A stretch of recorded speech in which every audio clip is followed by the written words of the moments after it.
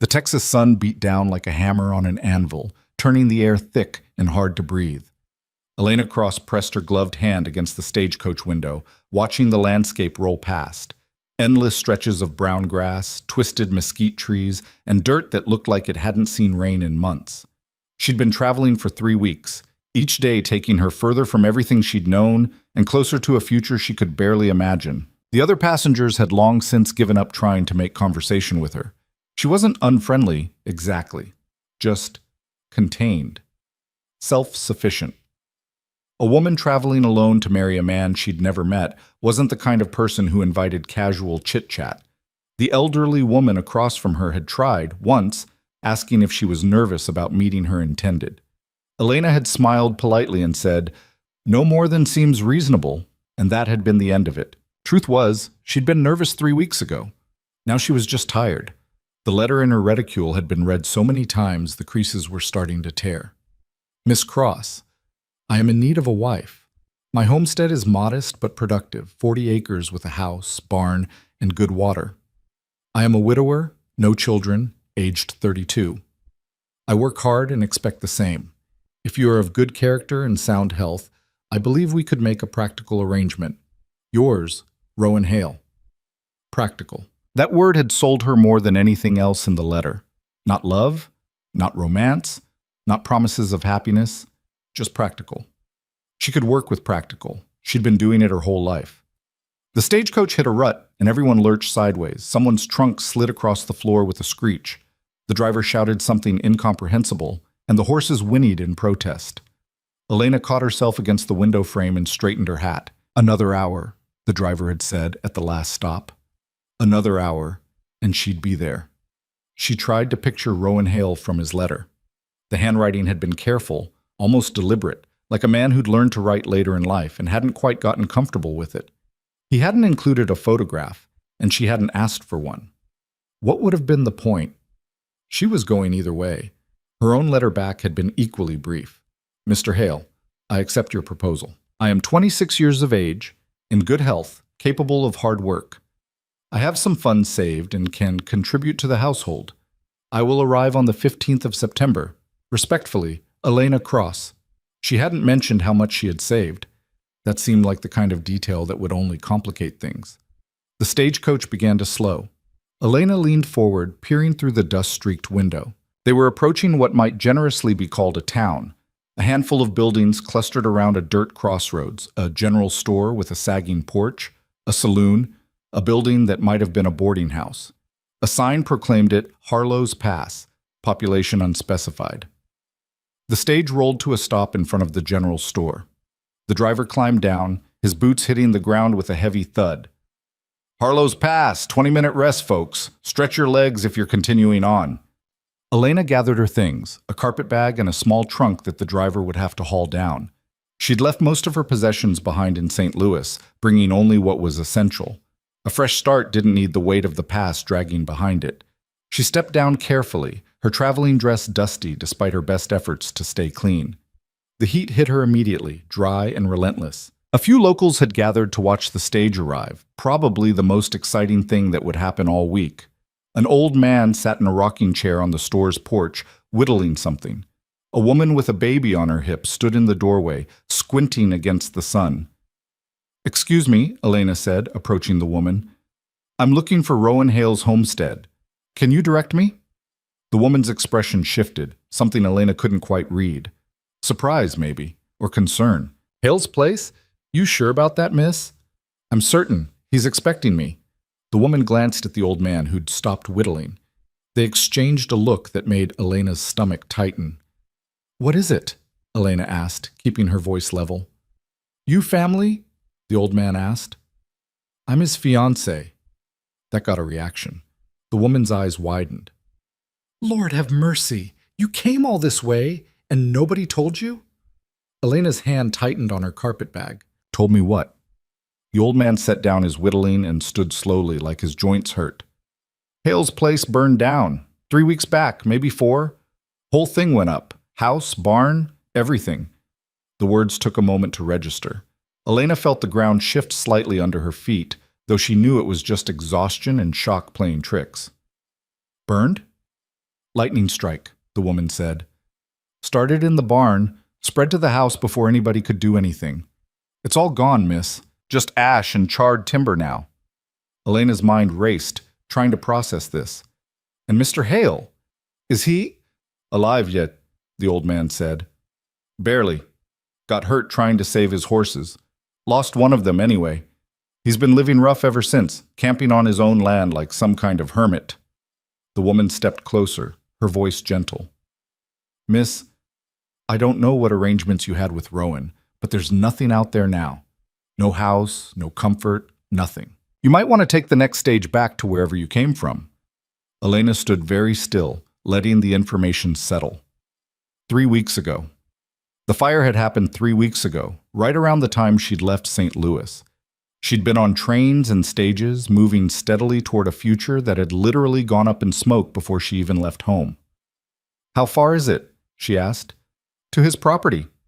About 4 miles west, the old man said. But, miss? I'd like to borrow a horse, if one's available. I can pay. The woman frowned. Did you hear what we said? There's nothing there. I heard you. Elena met her eyes steadily. I'd still like to go. They stared at each other for a long moment. Then the woman sighed and called over her shoulder. Jimmy, get the mare ready for this young lady. A boy of about 14 appeared from inside the store, looking curious. Yes, Mama? Saddle up, Bess. The lady needs to ride out to the Hale place. Jimmy's eyebrows shot up. The burned out. Just do it, please. While they waited for the horse, Elena retrieved her trunk from the stagecoach. The driver looked at her like she was crazy when she told him she wasn't continuing on. You sure about that, miss? Next stage won't be through for a week. I'm sure. The stage pulled out, leaving her standing in the dust with her trunk and carpet bag. The woman, she'd introduced herself as Mrs. Carson, brought her a canteen of water and a wrapped package. Some bread and cheese. You'll need something to eat. Thank you. I'll return your horse tomorrow. Keep her as long as you need, just... Mrs. Carson hesitated. Rowan Hale was a decent man before, hard worker, kept to himself, but he's been through something terrible, and men don't always come back right from that kind of thing. Don't expect him to be what you thought he'd be. Elena nodded. I won't.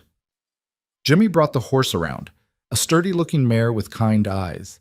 He helped Elena secure her trunk behind the saddle and showed her how to adjust the stirrups. She'd ridden before, though not often. It would come back to her. Follow the main road west, Jimmy said.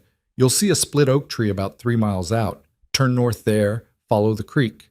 His property starts where the creek bends east. Thank you. She mounted carefully, settling into the saddle. The mare shifted but didn't fuss. Mrs. Carson stood with her arms crossed, watching with worried eyes. You're a braver woman than me, miss. Or a more foolish one, Elena said. I'll know which soon enough. She urged the mare forward, and Harlo's pass fell away behind her. The ride was longer than 4 miles in the heat. The sun seemed to press down from above, while the earth reflected it back up, trapping her in between. Elena's dress clung to her back with sweat, and dust coated her throat despite the water from the canteen. The landscape was harsh, but not without beauty. The way the light caught on the silvery leaves of the sage, the distant purple smudge of hills on the horizon, the absolute vastness of the sky. She found the split oak tree exactly where Jimmy said it would be. The creek was little more than a trickle at this time of year, but it was still water, still life. She followed it north, watching for the bend. When she saw the smoke, her heart sank even though she'd been expecting it. Not fresh smoke, just the ghost of it, a gray haze hanging over what had once been a homestead. She could smell it before she saw the ruins, that particular scent of burned wood that never quite goes away. The mare balked as they approached, nervous about the smell. Elena dismounted and led her on foot, speaking softly. Easy, girl. It's all right. It wasn't all right. Nothing about this was all right. The house had been modest, she could tell from the foundation, maybe 3 or 4 rooms. Now it was just blackened posts jutting up from scorched earth, like broken teeth. The barn was worse, completely collapsed in on itself. Tools and equipment lay scattered around the property. Some burned beyond recognition, others salvageable, but abandoned. A water trough sat untouched, somehow spared, half full of water gone green with algae. And in the middle of it all, sitting on a charred beam with his head in his hands, was a man. Elena tied the mare to what was left of a fence post and approached slowly. Her boots crunched on debris, nails, broken glass, things she couldn't identify. He heard her coming, his head jerked up, and she got her first look at Rowan Hale. Mrs. Carson had said he'd been hurt. That was an understatement. The left side of his face was a mass of healing burns, angry red, and still raw-looking in places. His hair, dark and unkempt, was singed short on that side. His hands, when he raised them, were wrapped in dirty bandages. He wore clothes that had been patched and repatched, covered in soot and dirt. But it was his eyes that stopped her. They were blue, startlingly so against his damaged skin, and they looked right through her with an expression that was equal parts shock and fury. "What the hell are you doing here?" His voice was rough, like it hurt to talk. Elena stopped a few feet away, keeping her hands visible and her posture non-threatening. "Mr. Hale, I'm Elena Cross." He stared at her. "That name's supposed to mean something to me?" "You wrote to me 3 months ago. You proposed marriage, and I accepted." For a moment he didn't move. Then he started to laugh, a harsh, bitter sound that had nothing to do with humor. "Jesus Christ, you actually came. You were expecting me. I was expecting a lot of things. Then my barn got struck by lightning and my whole goddamn life burned down." He stood up abruptly, and she saw he was tall, probably 6 feet, though he held himself like something hurt. "So whatever arrangement you thought we had, it's done, finished. Turn around and go back to wherever you came from." "St. Louis." "I don't care if you came from the moon. There's nothing here for you. Look around." He gestured at the ruins with one bandaged hand. "Does this look like a home to you? Does this look like someplace a woman could live?" Elena did look around, slowly and deliberately. She saw the water source. The creek was reliable even in dry season. She saw cleared land that could be planted. She saw timber in the distance that could be cut. She saw a possibility where he saw only ash. "It could be," she said quietly. "What?" "It could be someplace a woman could live, with work." He was staring at her like she'd sprouted a second head. "Are you out of your mind? There's no house, no barn, no furniture, no supplies, nothing. I'm sleeping in a goddamn tent made from a burned tarp.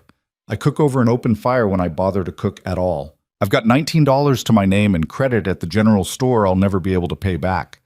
This isn't a homestead, lady. It's a disaster." "I can see that. Then why are you still standing here?" Elena met his eyes. "Because I came a long way, Mr. Hale, and I don't have anywhere else to go." That stopped him. He stood there, breathing hard, his hands clenching and unclenching at his sides. Up close she could see the exhaustion in every line of his body, the way he favored his left side, the tremor in his burned hands. "What happened to you?" he finally asked. "That you'd come all this way to marry a stranger and then look at this and not run?" "The same thing that happened to most people," Elena said. "Life." They stood in silence, the wind picking up and scattering ash around their feet. A crow called from somewhere in the distance, harsh and mocking. "You should go," Rowan said, but there was less force behind it now. "I've got nothing to offer you. Hell, I can barely keep myself alive out here." "Then you could probably use some help." "I'm not your charity case." "I'm not offering charity. I'm offering a partnership. That's what a marriage is, isn't it? Or what it should be." He laughed again, that same bitter sound. "Partnership. Right. What exactly would you be bringing to this partnership? Because I've got nothing but debt and ash." Elena took a breath. This was where it could all fall apart, but she'd learned that sometimes you had to take a risk. "I have money, not a fortune, but enough. Enough to buy supplies, enough to rebuild." His expression shuddered immediately. "No." "Mr. Hale, I said no. I don't need your money. I don't need you here feeling sorry for me, thinking you can fix everything with a few dollars. I can do this myself." "Can you?" Elena gestured at the ruins, at him. "Because it looks to me like you're barely surviving. When was the last time you had a proper meal? When was the last time you changed those bandages? That's none of your business. It is if we're going to be married. We're not." He turned away from her, heading toward what looked like a makeshift camp near the creek. "Go away, Miss Cross. Go back to street. Louis and your comfortable life and find some other fool to marry." Elena stood her ground. "No." He He stopped walking. Slowly, he turned back around. What did you say? I said no, I'm not leaving. I could make you leave. You could try. She kept her voice level, calm. But you're hurt and exhausted, and I don't think you're the kind of man who'd force a woman off his property. Besides, where would I go? It's 4 miles back to town, and it'll be dark soon. Even if I made it back, the next stage won't come for a week. Mrs. Carson might let me stay at the boarding house, but I'd have to pay for it, and I'd rather spend my money on something useful. Like rebuilding a burned-out homestead for a man who doesn't want you here? Exactly like that. Rowan stared at her for a long moment. She could see him working through the logic, trying to find a hole in her argument. Finally, he shook his head. You're insane. Possibly. This won't work. It might. I don't want a wife. Then think of me as a business partner or hired help if that's easier. He ran a hand through his singed hair, wincing when he touched the burned side. Jesus. You don't give up, do you? Not when I've made up my mind about something. Another long silence. Elena watched emotions play across his damaged face. Anger, frustration, exhaustion, and underneath it all, something that might have been hope, though he was fighting hard to suppress it. One night, he finally said. You can stay one night. In the morning, you get back on that horse and go back to town. Understood? It wasn't yes, but it wasn't no either. Elena nodded. Understood. And don't expect me to make conversation. I'm not fit company for anyone right now. I'm not here for conversation. He grunted and turned back toward his camp. After a moment, Elena followed, leading the mare behind her. His camp was exactly as miserable as he'd described it. A tarp stretched between 2 half-burned posts created a lean-to barely big enough for one person. A fire ring made of stones sat in the middle of a cleared area, currently cold. A few supplies were stacked in a wooden crate covered with canvas, flour, coffee, some canned goods. A bedroll that had seen better days lay on the ground under the tarp. Rowan stood awkwardly at the edge of the camp, like he wasn't sure what to do with a visitor. I've got no place for you to sleep except the ground, and no food worth eating. I brought some. Elena retrieved the package from Mrs. Carson and held it up. Bread and cheese, and I saw some of your chickens on the way in. Looks like a few survived. Do you have eggs? A few. They're half wild now, though. Hard to catch. We'll manage. She looked around, assessing. Do you have another tarp? Or spare canvas? Why? Because if I'm staying even one night, I need somewhere to sleep and I'm not taking your shelter, so we'll need to make another one. He looked like he wanted to argue, but he was too tired. There's some canvas in the barn, or what's left of it. Might be salvageable. I'll look. You should sit down. You're swaying on your feet. I'm fine. You're not. Sit. To her surprise, he did. He lowered himself onto a log near the fire ring with a grimace that told her exactly how much pain he was in. She'd seen that kind of careful movement before. People who'd been hurt and weren't healing right because they wouldn't stop moving long enough to let their bodies recover. Elena tied the mare securely and went to investigate the barn ruins. It was dangerous work. She had to watch every step for nails and sharp metal, and the collapsed timbers shifted under her weight. But she found what she needed, a section of canvas that had been protected from the worst of the fire, and some rope that was singed but still strong. By the time she carried it back, Rowan had started a fire. He was blowing on the kindling, coaxing flames to life with the focused intensity of someone who'd done this too many times. When it caught, he sat back with a small grunt of satisfaction. Found canvas, Elena said. Help me set it up? He looked like he wanted to refuse, but practicality won out. Together they rigged a second lean-to a respectful distance from his. It wasn't pretty, but it would keep the dew off and provide some privacy. Elena spread out her bedroll, significantly nicer than his, she noticed with a pang, and set her carpet bag inside. When she came back to the fire, he was staring at the flames with an expression that was hard to read. She unwrapped the bread and cheese and divided it, handing him a portion. He took it without comment and ate mechanically, like someone who'd forgotten food was supposed to taste like anything. Elena ate her own portion slowly, thinking. The silence between them wasn't exactly comfortable, but it wasn't hostile either. It was the silence of two people too tired to perform for each other. Can I ask what happened? She finally said. The night of the fire? He didn't answer for a long time. She thought maybe he wasn't going to, but then he spoke. his voice flat and distant. Lightning hit the barn around midnight. I woke up to the horses screaming. By the time I got out there, the whole thing was engulfed.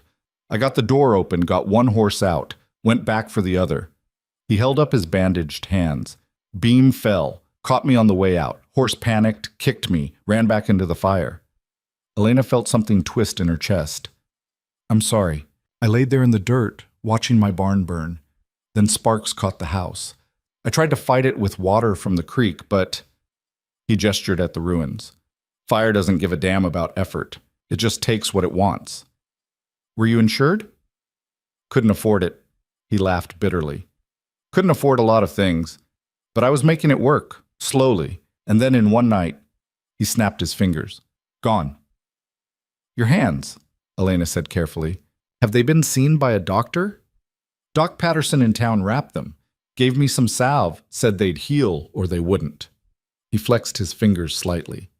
They're healing, mostly. The scars won't ever go away, though. Scars don't make you less capable. He turned to look at her, really look at her for the first time. You say that like you know something about it. Elena met his eyes. Everyone's got scars, Mr. Hale. Not all of them show on the outside. Something passed between them then. A moment of recognition, maybe. Two people who'd both been through something and come out damaged.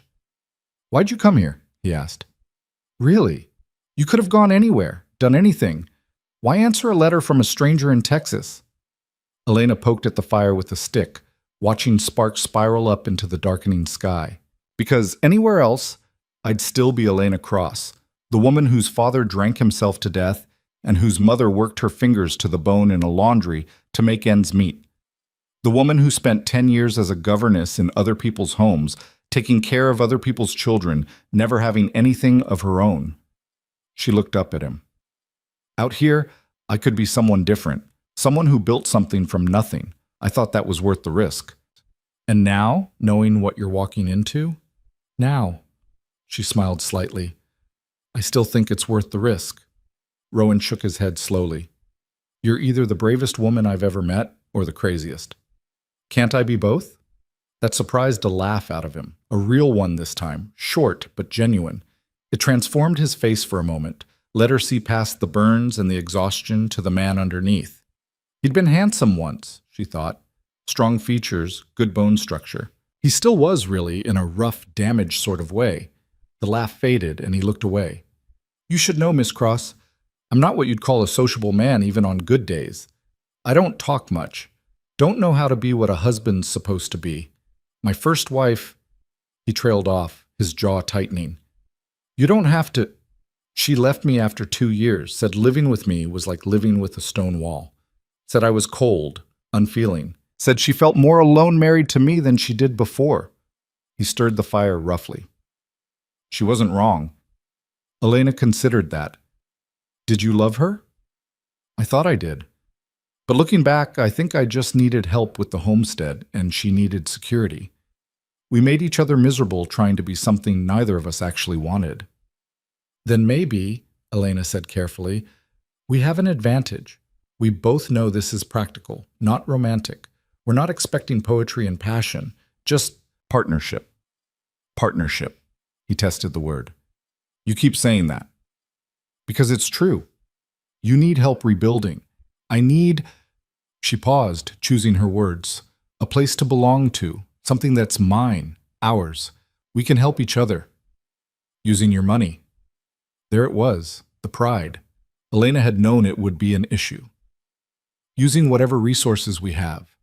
You have land, knowledge, skills. I have money. We each bring something to the table. It's not equal. Nothing ever is. But it doesn't have to be exactly equal to be fair. He was quiet for a long time, staring into the fire. The flames cast shifting shadows across his scarred face. Finally, he sighed. You're making it hard to send you away. Good. That's the idea. I'm not promising anything. You stay, we try this, and if it doesn't work, then we'll figure that out when we come to it. Elena stood, brushing off her skirt. But I think we should at least give it a real chance. And that means tomorrow, we start planning the rebuild. Tomorrow you're supposed to ride back to town. I've changed my mind about that. Miss Cross, Elena, if we're going to be partners, you should use my name. He looked up at her, something complicated crossing his face. Rowan, he said finally. My name is Rowan. Nice to meet you, Rowan. She extended her hand. He stared at it for a moment, then reached out and took it with his bandaged one. His grip was careful but firm, and the gesture felt more significant than a simple handshake should. You're going to regret this, he said. Maybe, but I don't think so. That night, lying on her bedroll under the canvas shelter, Elena stared up at the stars visible through a gap in the tarp. She could hear the creek bubbling nearby, the occasional rustle of night creatures moving through the brush, and across the camp, the sound of Rowan's restless turning. She'd meant what she said. She didn't have anywhere else to go. But it was more than that. Looking at these ruins, at this broken man trying to survive on pride and stubbornness alone, she'd felt something she hadn't felt in years. Purpose. In St. Louis, she'd been drifting, going through motions, existing but not living. Here, even in the middle of disaster, there was possibility. There was something to build toward. And if she was being honest with herself, there was something else too. When Rowan had looked at her across the fire, when he'd told her about his failed marriage and his fears about being cold and unfeeling, she'd seen the truth he couldn't see about himself. He wasn't unfeeling. He felt too much, and it scared him, so he locked it all down behind walls of silence and distance. She understood that. She'd done the same thing herself for years. Maybe that's why she was staying. Not because she thought she could fix him. People couldn't be fixed like broken fences. But because she recognized something of herself in him, and she thought maybe, working side by side toward a common goal, they might both find their way to something better than just survival. Across the camp, Rowan's restless sounds finally settled. Elena closed her eyes and let the sounds of the Texas night lull her toward sleep. Tomorrow, she thought. Tomorrow, they'd start building something from the ashes. She just hoped neither of them got burned in the process. Dawn came too early and too bright. Elena woke to the sound of metal scraping against stone, a rhythmic, determined sound that pulled her from sleep like a rope dragging her up from deep water. She sat up, disoriented for a moment, then remembered where she was. The canvas shelter, the ruins, Rowan. She emerged from her lean-to to find him already working. He dragged a twisted sheet of metal from the barn wreckage and was trying to straighten it using a rock as a hammer. His movements were awkward, hindered by his bandaged hands, and she could see the frustration in every swing. "Morning," she said. He grunted without looking up. Not hostile, just focused. She took that as progress. Elena walked down to the creek to wash her face and hands. The water was cold and clear, and it shocked the last of the sleep from her mind. When she came back, Rowan had given up on the metal and was standing in the middle of the burned-out house foundation, just staring at it. "What are you thinking?" she asked. That I should have built it bigger the first time, stronger foundation, better materials. He kicked at a charred beam. "All the mistakes are so damn obvious now. That's always how it works, but you get to do it better this time." He finally looked at her. "With your money." There was that pride again, sharp as broken glass. Elena chose her words carefully. "With resources, we pool together. I have money, you have land and knowledge. That's the arrangement." "It doesn't feel like an arrangement. It feels like charity." "Then let's make it official." Elena pulled a small notebook and pencil from her carpet bag. She'd brought it for recording household expenses, but it would work for this too. "We'll write up an agreement. Partners in rebuilding this homestead. We each contribute what we have, we each do the work, and when it's done, it belongs to both of us equally." "You want a contract?" "I want us both to be clear about what this is. No charity, no debt, just partnership." He studied her for a long moment, then nodded slowly. "All right, let's write it down." They sat on the log by the cold fire pit, and Elena wrote as they talked through it. It was awkward at first. Rowan kept trying to promise more than was reasonable, to somehow balance the scales by committing to impossible amounts of work. Elena pushed back, insisting on realistic terms. They argued over details, crossed out lines, started over twice. "You'll keep doing that," Rowan said, watching her rewrite a section for the third time. "Making everything fair even when it isn't." "It is fair." You're bringing years of farming knowledge I don't have. That's worth more than money in the long run. Money builds houses, knowledge doesn't. Knowledge keeps them standing after they're built. She finished writing and held it out to him.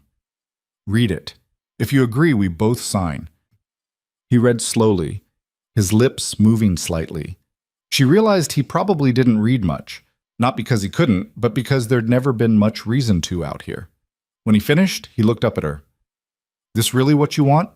To tie yourself to a burned-out homestead and a man who can't even hold a hammer right anymore?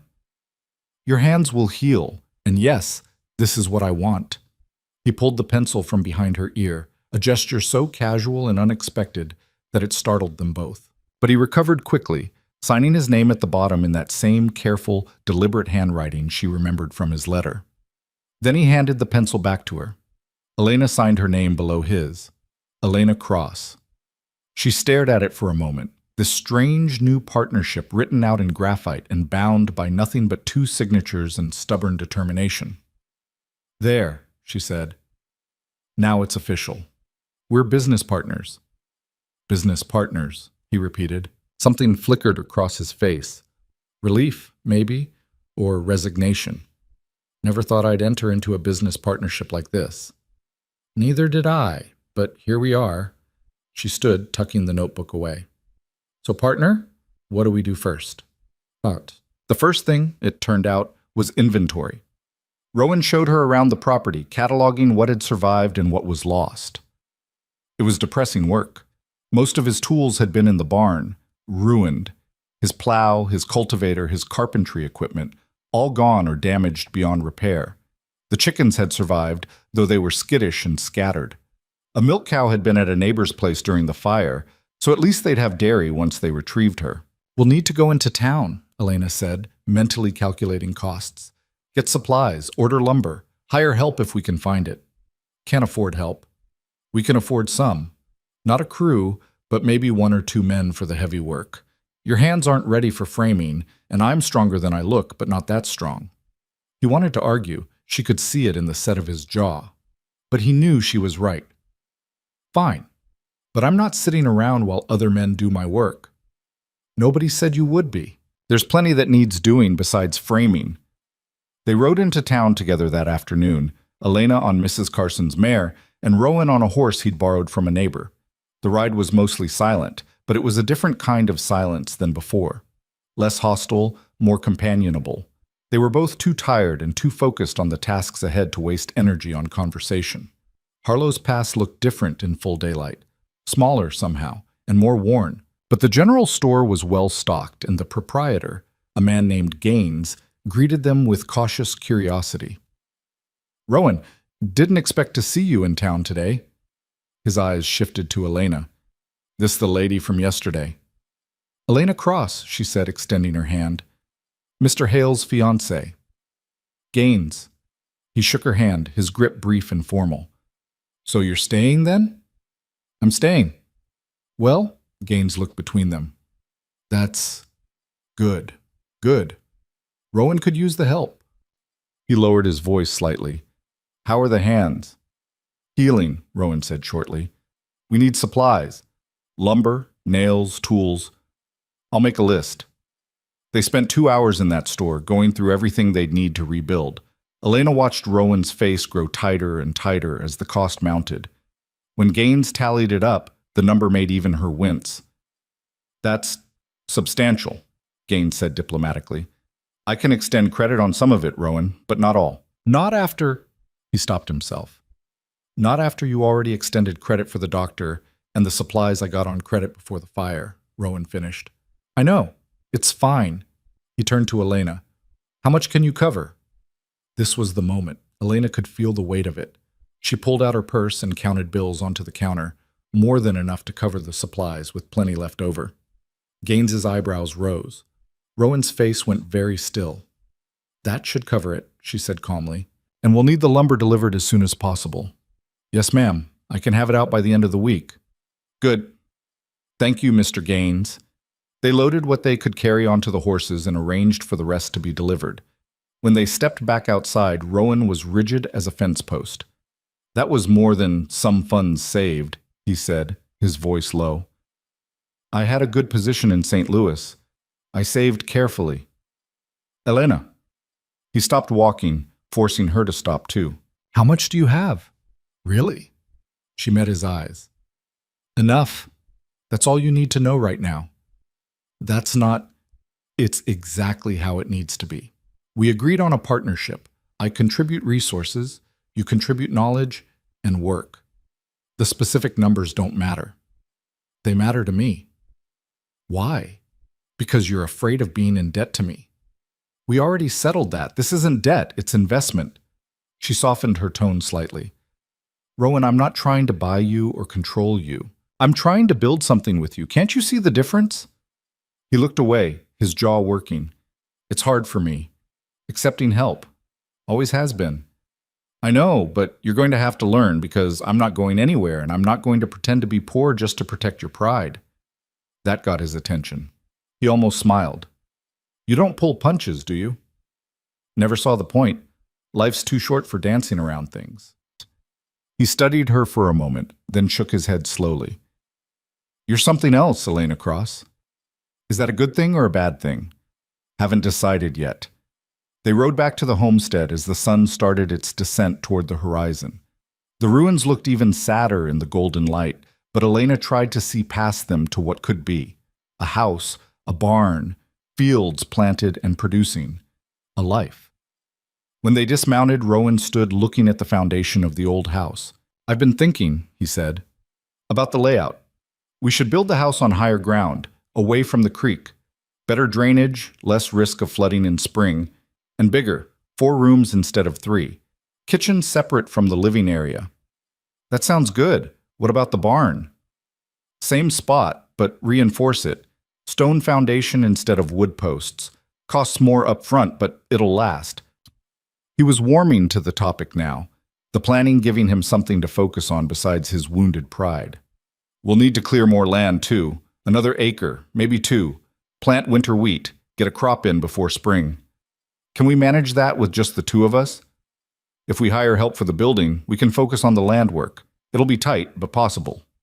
They talked through the evening, sketching plans in the dirt with sticks, arguing over details, compromising. Elena found herself enjoying it. The collaboration, the problem-solving, the sense that they were building something together, rather than just occupying the same space.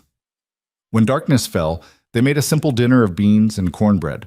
Rowan's cooking was basic but edible.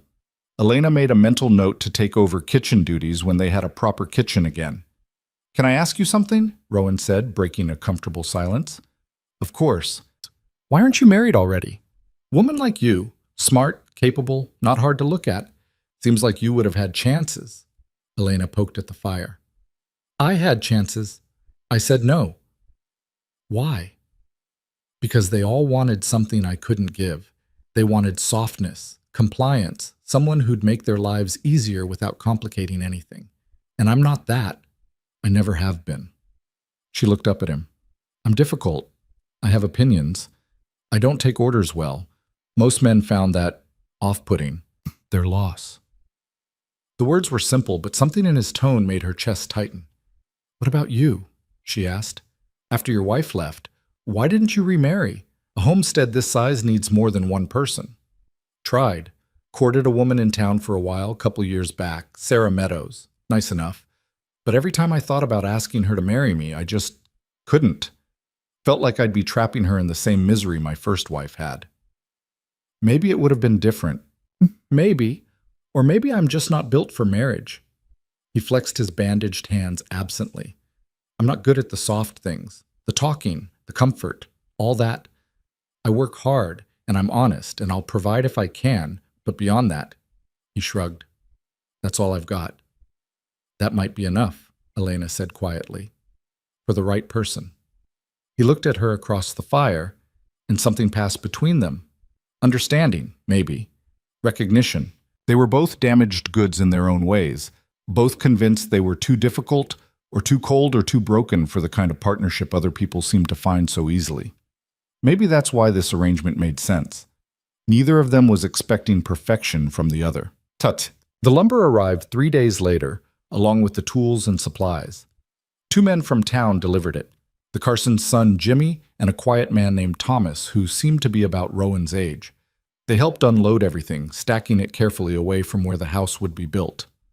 "Mr. Hale," Thomas said when they'd finished, "I heard you might be looking for some help with the building. I'm available, if you're hiring. I've done framing work before, helped build 3 barns and a church." Rowan glanced at Elena. She gave a slight nod. "What's your rate?" Rowan asked. $2 a day, or I'll work for materials. I need lumber for my own place, and I figure we could trade labor." "Deal. Can you start tomorrow?" "Yes, sir." After they left, Elena found Rowan standing at the building site, staring at the lumber like he wasn't quite sure what to do with it now that it was here. "You know how to frame a house?" she asked.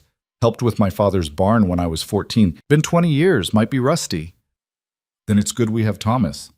He nodded slowly. Yeah, it is." He turned to look at her. "You picked up on that, didn't you? That he needed the work as much as we needed the help?" "I grew up poor, Rowan. I recognize it in others." "Is that why you didn't blink at his rate?" "It's low. Too low, really." It's what he could ask without feeling like he was begging. And the trade for lumber means he keeps his dignity. Sometimes that's worth more than fair wages. Rowan was quiet for a moment. "You see things clearly. I like that about you." It was maybe the first straightforward compliment he'd given her. Elena felt warmth spread through her chest. "Thank you." "Don't let it go to your head. I'm not much for flattery." I noticed. They worked until dark that night, clearing the building site of debris and rocks, leveling the ground as much as they could. It was hard work, made harder by Rowan's injured hands and Elena's lack of experience with this kind of labor. By the time they stopped, Elena's back ached and her palms were blistered despite her gloves. "You should rest tomorrow," Rowan said, noticing her wince as she flexed her hands. "Let me and Thomas handle the heavy work." "I'm fine. You're blistered. No shame in taking a day to recover." "If I rest every time something hurts, nothing will ever get done." She stood, brushing dirt from her skirt. "I'll work, just maybe not on the framing. I can handle other things. Cooking, fetching water, organizing supplies." He looked like he wanted to argue, but he nodded instead. "Fair enough." But Thomas arrived at dawn the next morning, and the real work began.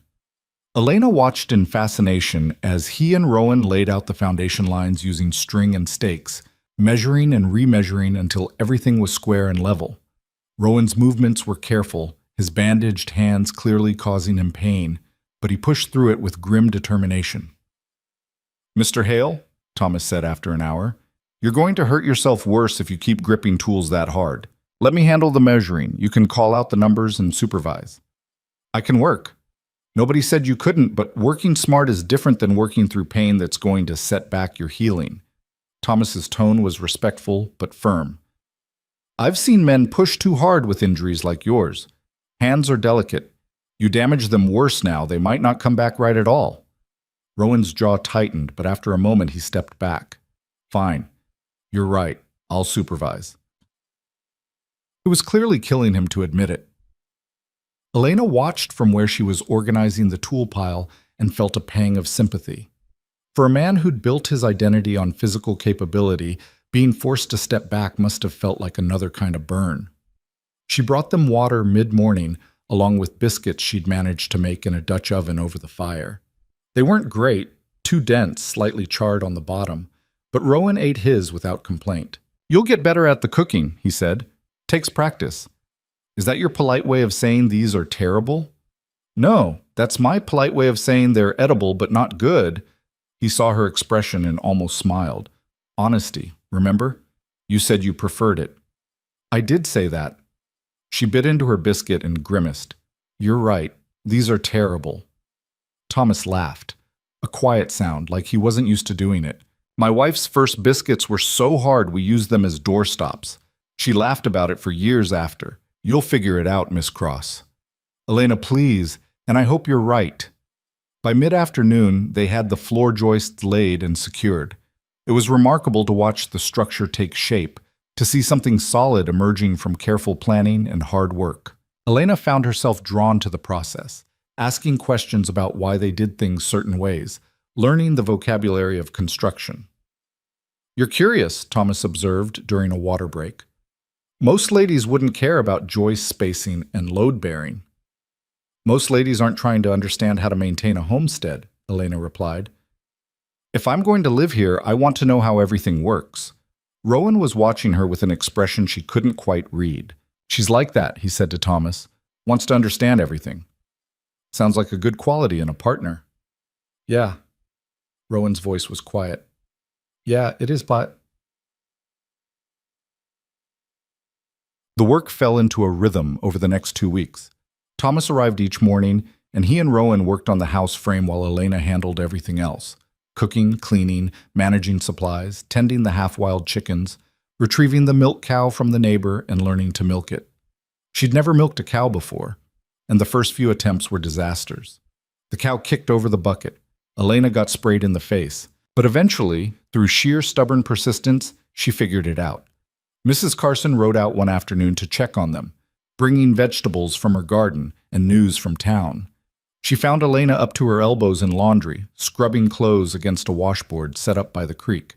Good heavens, child, Mrs. Carson said, dismounting. You look like you've been dragged behind a horse.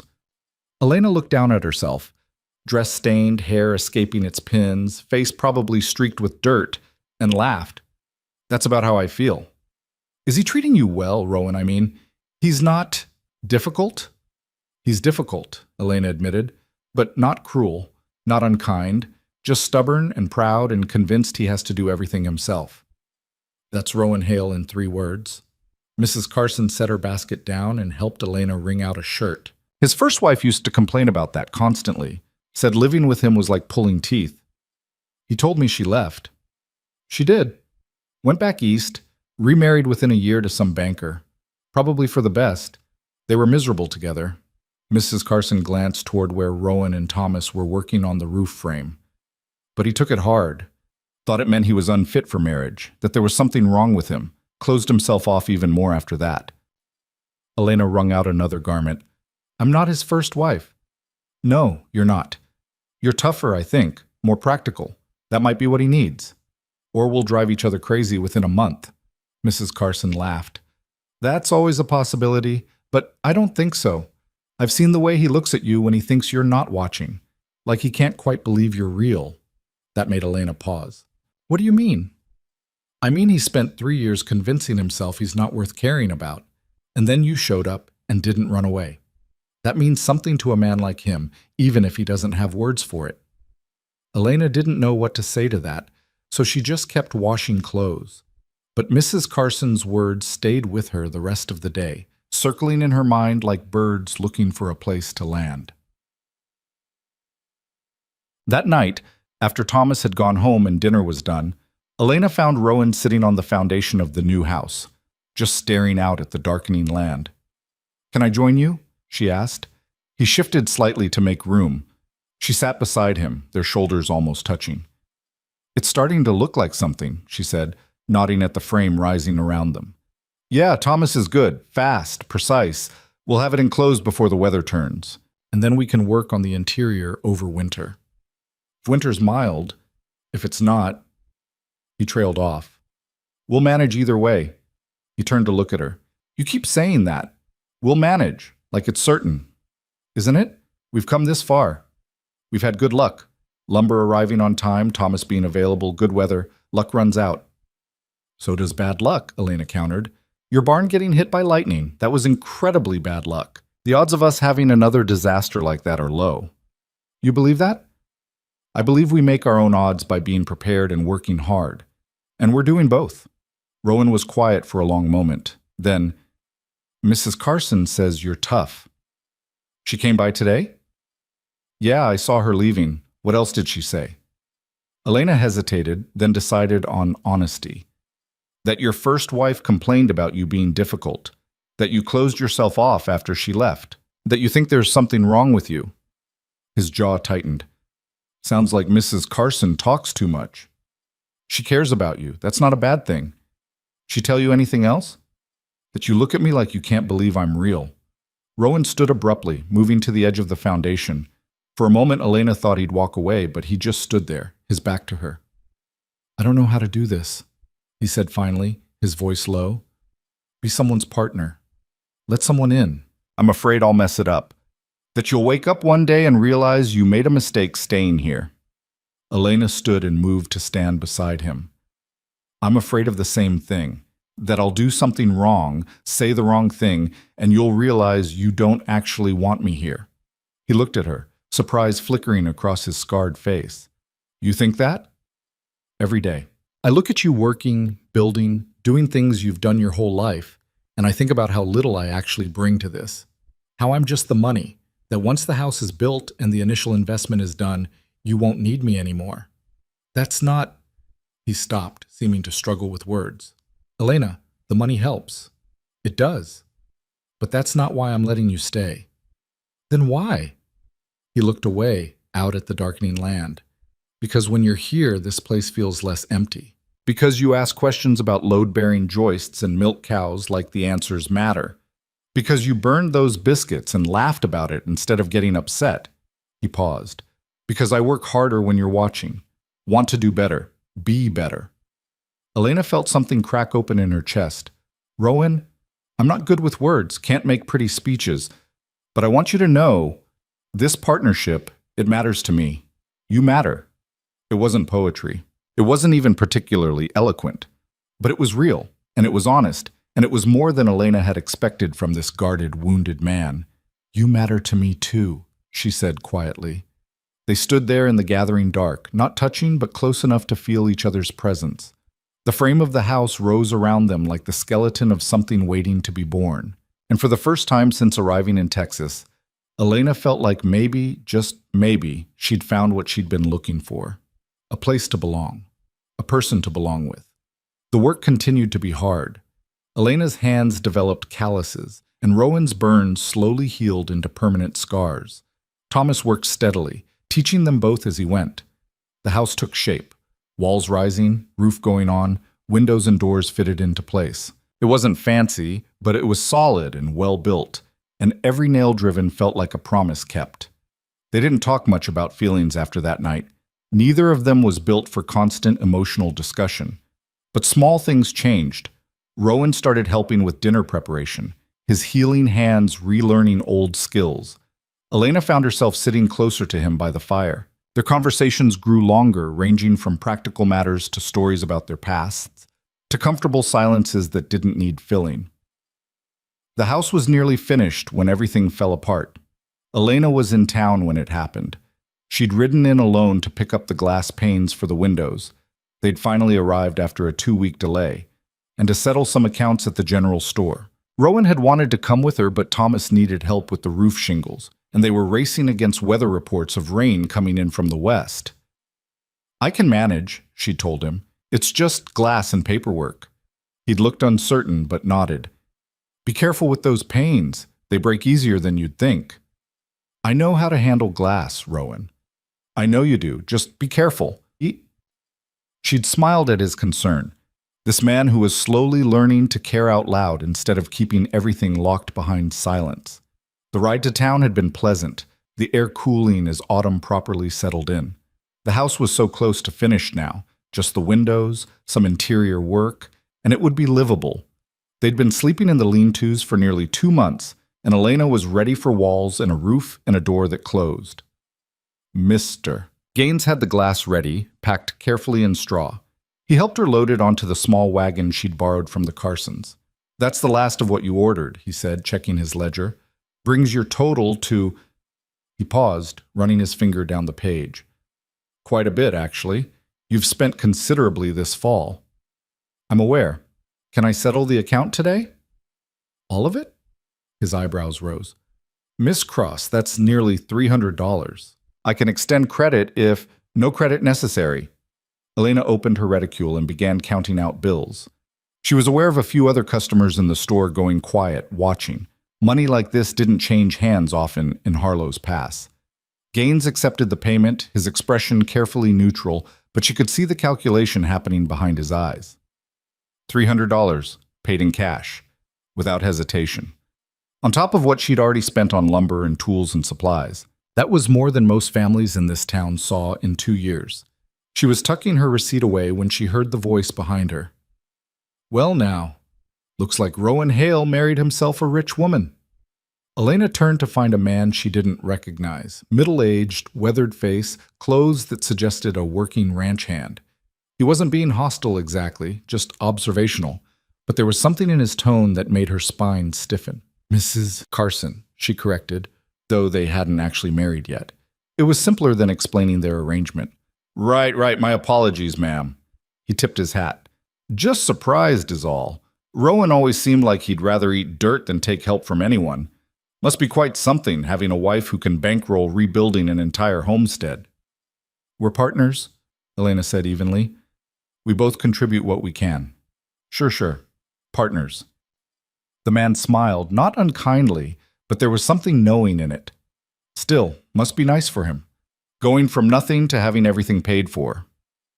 Elena wanted to argue, to explain that it wasn't like that, but she was aware of the audience now. Other customers pretending not to listen while hanging on every word. This story would be all over town by sunset. The rich woman from St. Louis who'd bought herself a burned-out homestead and a desperate man to go with it. She gathered her things with as much dignity as she could manage and left without another word. The ride back was longer than the ride in, or maybe it just felt that way with the man's words circling in her head like vultures. She'd known there would be talk. A woman arriving alone to marry a stranger, staying after finding his place destroyed, funding the entire rebuild. Of course people would talk. But hearing it said out loud, hearing the assumption that Rowan was just living off her money, made her angry in a way she hadn't expected. Because it wasn't true. He worked harder than anyone she'd ever known, pushing himself past exhaustion every single day. His hands had healed enough to work now, though they still pained him, and he never complained, just kept going. He taught her everything about the homestead, included her in every decision, treated her like an equal even when his pride clearly struggled with the arrangement. But people on the outside didn't see that. They just saw money changing hands and made their assumptions. She was so lost in thought that she almost missed the turn onto their property. The wagon jolted over a rut, and the glass panes clinked ominously in their straw packing. She slowed, more careful now, focusing on the road. The house came into view, and despite her troubled thoughts, she felt a surge of satisfaction. It was beautiful, simple and practical, but solid and well built. The roof was finished, all the shingles in place. The walls were painted white, bright against the darkening sky. It looked like a home. Rowan and Thomas were standing by the woodpile, examining something. As she drove up, Rowan turned and she saw the smile that had been coming more easily to his face these days. "You're back. Any trouble with the glass?" "No trouble. It's all here, intact." She climbed down from the wagon, and he came over to help unload. "Thomas is finishing up for the day," Rowan said. "Tomorrow we can install the windows, and then we're basically done with the exterior." "That's wonderful." He looked at her more closely. "Something wrong? You seem off." "Just tired from the ride. It's nothing." But it wasn't nothing, and they both knew it. Thomas said his goodbyes and headed home, and Elena started preparing dinner while Rowan carefully unloaded the glass panes and stored them in the nearly finished house. They ate in near silence, the comfortable companionship from recent weeks strained by whatever Elena was holding back. Finally, Rowan set down his plate. "All right. What happened in town?" "Nothing happened." "Elena," she sighed, "someone made a comment about you, about us. It was nothing." "What kind of comment? Does it matter?" "It does if it upset you enough that you've barely said 3 words since you got back." His voice was patient but firm. "What did they say?" Elena stared at the fire, debating whether to tell him. But they'd promised each other honesty, hadn't they? Just that it must be nice for you, having a wife who can bankroll everything.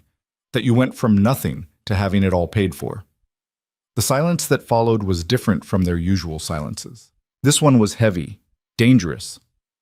"I see," Rowan said finally, his voice carefully controlled.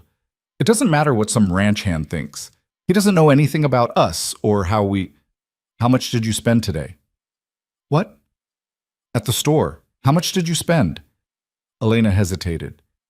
$300 to settle the remaining account. 300. He said it like he was tasting something bitter. On top of the 400 for lumber, and the 150 for tools, and everything else. "We agreed. I know what we agreed." He stood abruptly. pacing. Partnership. Equal contribution. Except it's not equal, is it? I've been lying to myself, thinking I'm building this alongside you, but the truth is you're paying for everything, and I'm just, what, providing the labor? You're providing knowledge and expertise, and those don't cost money, Elena. They're not the same thing. He turned to face her, and she could see the old walls going back up behind his eyes. Do you know what I've contributed financially to this rebuild? $43. That's it. $43 from odd jobs and what little I had saved. You've spent, what, $800? More? The specific amount doesn't... It does matter. His voice rose, frustration breaking through. Don't you see? Everyone in town is going to think exactly what that ranch hand said. That I'm living off you. That I married some rich woman so I wouldn't have to do the hard work of rebuilding myself. Anyone who thinks that is an idiot. They can see how hard you work. Can they? Or do they just see a new house going up impossibly fast because someone else is footing the bill? He ran a hand through his hair, the gesture agitated. I thought I could handle this. Thought I could swallow my pride and accept help because it was practical, because we were partners. But I can't. I hate it. I hate taking your money. I hate feeling like I'm not pulling my weight. I hate that people are probably calling me a kept man behind my back. Elena felt her own anger rising. So what are you saying? That we should have stayed in those damn lean-tos all winter? Let the house sit half-built because you're too proud to use available resources? I'm saying I should have rebuilt slower. Done it myself. Earned every board and every nail through my own work. That would have taken years. So what? At least it would have been mine. He was shouting now, and so was she, both of them on their feet, the fire burning between them like the physical manifestation of their argument. It is yours. It's ours. We built this together. You paid for it. There's a difference. Only in your stubborn, prideful head. They stared at each other across the fire, both breathing hard. Elena could see the war happening behind Rowan's eyes, the part of him that knew she was right fighting against the part that felt diminished by accepting help. And she understood it. She did. But understanding didn't make it hurt less that he was pushing her away. How much do you have? He asked quietly. Really, how much money did you come here with? Elena's jaw tightened. I'm not telling you that. Why not? If we're partners, if this is all equal, why won't you tell me? Because it'll make this worse. Because you'll do exactly what you're doing now. Reduce everything to numbers and dollars and feel inadequate instead of seeing what we've actually built. Just tell me, please. She could have refused, should have, probably, but she was tired of dancing around it. Tired of trying to protect his feelings when he seemed determined to tear apart everything they'd created. $12,000, she said. Give or take. The number hung in the air between them like smoke from the fire. Rowan's face went pale, then red, then pale again. 12,000, he repeated, his voice hollow. It was an inheritance. My mother worked herself to death in that laundry, but she'd been saving for years, every penny she could spare. And then I worked as a governess for 10 years, living in other people's homes, spending almost nothing. It accumulated. $12,000. He said it again, like he couldn't quite process it. Jesus Christ, Elena, that's more than this whole property is worth, more than most people see in a lifetime. It's just money. Just money. Just... He laughed, that harsh, bitter sound she hadn't heard since the first day. You could have gone anywhere, done anything. Bought yourself a mansion in some city, and instead you came here to a burned-out homestead in the middle of nowhere and attached yourself to a man with nothing. I attached myself to a man I thought I could build something with. Was I wrong? I don't know. His voice cracked slightly. Maybe. Maybe you should have picked someone who could actually be your equal instead of your charity project. Don't do that. Don't reduce this to what it is. I'm a failure, Elena. My first marriage failed. My homestead burned down. I can't even rebuild my own damn house without a woman's money. What exactly am I bringing to this partnership besides some farming knowledge and a piece of land that isn't worth a tenth of what you have? Elena felt tears prick her eyes, but she refused to let them fall. You're bringing yourself. That's supposed to be enough. Well, it's not. Not for me. He turned away, staring out at the dark land. I need to do this right.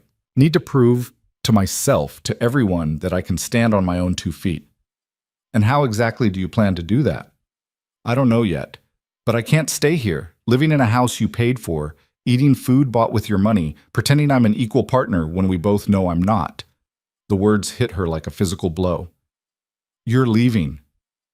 I need to earn enough to pay you back. Every cent you've spent on this place, I'm going to pay you back. I don't want your money. Too bad, because I can't live with myself otherwise. He finally turned to face her, and his expression was set in stone. There's work up north, cattle drives, and ranch work. Hard work, but it pays decent. I can make $50, maybe $60 a month if I work straight through. In a year and a half, I could pay back most of what you've spent. And what am I supposed to do while you're off trying to satisfy your wounded pride? Sit here alone in this house we built together? Wait for you to decide you're man enough to come back? You could leave. Go back to St. Louis. Find someone worth your time and money.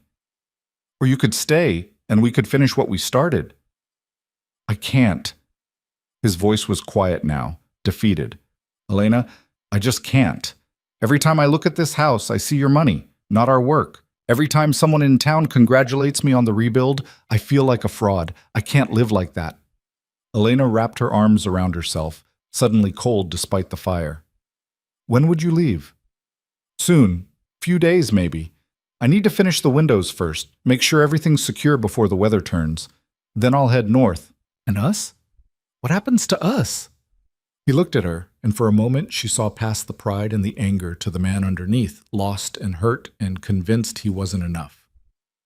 I don't know. I guess that depends on whether you're still here when I get back. If you get back. I'll be back. This is my land, my home. I'll come back. Will you? Elena's voice was sharp now, anger replacing hurt. Or will you find another reason to run? Another excuse for why you're not good enough, why partnership means weakness. You say your first wife complained that living with you was like living with a stone wall, but maybe she was right. Maybe you are too closed off, too proud, too damn stubborn to let anyone actually get close to you. The words hit their mark. She saw him flinch, saw the pain flash across his face before he locked it down behind that expressionless mask he wore so well. Maybe she was right, he said quietly. Maybe I am unfit for partnership or marriage or whatever the hell this is, but at least I'll know I paid my own way. He walked away then, toward the creek, leaving Elena standing by the fire alone. She stared after him, torn between chasing him down and letting him go. Part of her wanted to scream at him, shake him, make him see how stupid and self-destructive he was being. Part of her wanted to cry, to mourn the partnership she'd thought they were building. And part of her, the part she didn't want to acknowledge, wondered if he was right. If she had been trying to buy herself a place to belong, using money to speed past the hard work of actually building something real. She sat back down by the fire and let the tears come finally, quiet and bitter. The house stood behind her, nearly finished, beautiful and solid and empty of everything except the echo of two people who couldn't figure out how to meet in the middle. The next 3 days were awful. They worked together on the windows because it required two people, but they barely spoke beyond what was necessary. Pass me the putty. Hold this steady. That's good. I've got it. The silence between them wasn't comfortable anymore. It was jagged, full of all the things they weren't saying. Thomas noticed immediately when he came by to help with the final touches. Everything all right? He asked Elena quietly, while Rowan was inside measuring for something. No, Elena said honestly. It's not. Figured. You two are moving around each other like wounded animals. He hammered in a nail, thoughtful. Can I offer some advice? Please. My wife and I, we've been married 22 years, and I've learned that sometimes you have to let people work through their own foolishness in their own time. Doesn't mean you give up on them, just means you don't beat your head against their stubbornness until you're both bloody. So I should let him leave. I'm saying you can't stop him if he's determined, but you can decide what you'll be when he comes back. If he comes back. He says he will. Thomas smiled slightly. Rowan hails many things, but he's not a liar. If he says he'll be back, he will be. Question is whether you'll still want him after he's done being an idiot. Elena didn't have an answer for that. On the 4th day, Rowan announced he was leaving in the morning.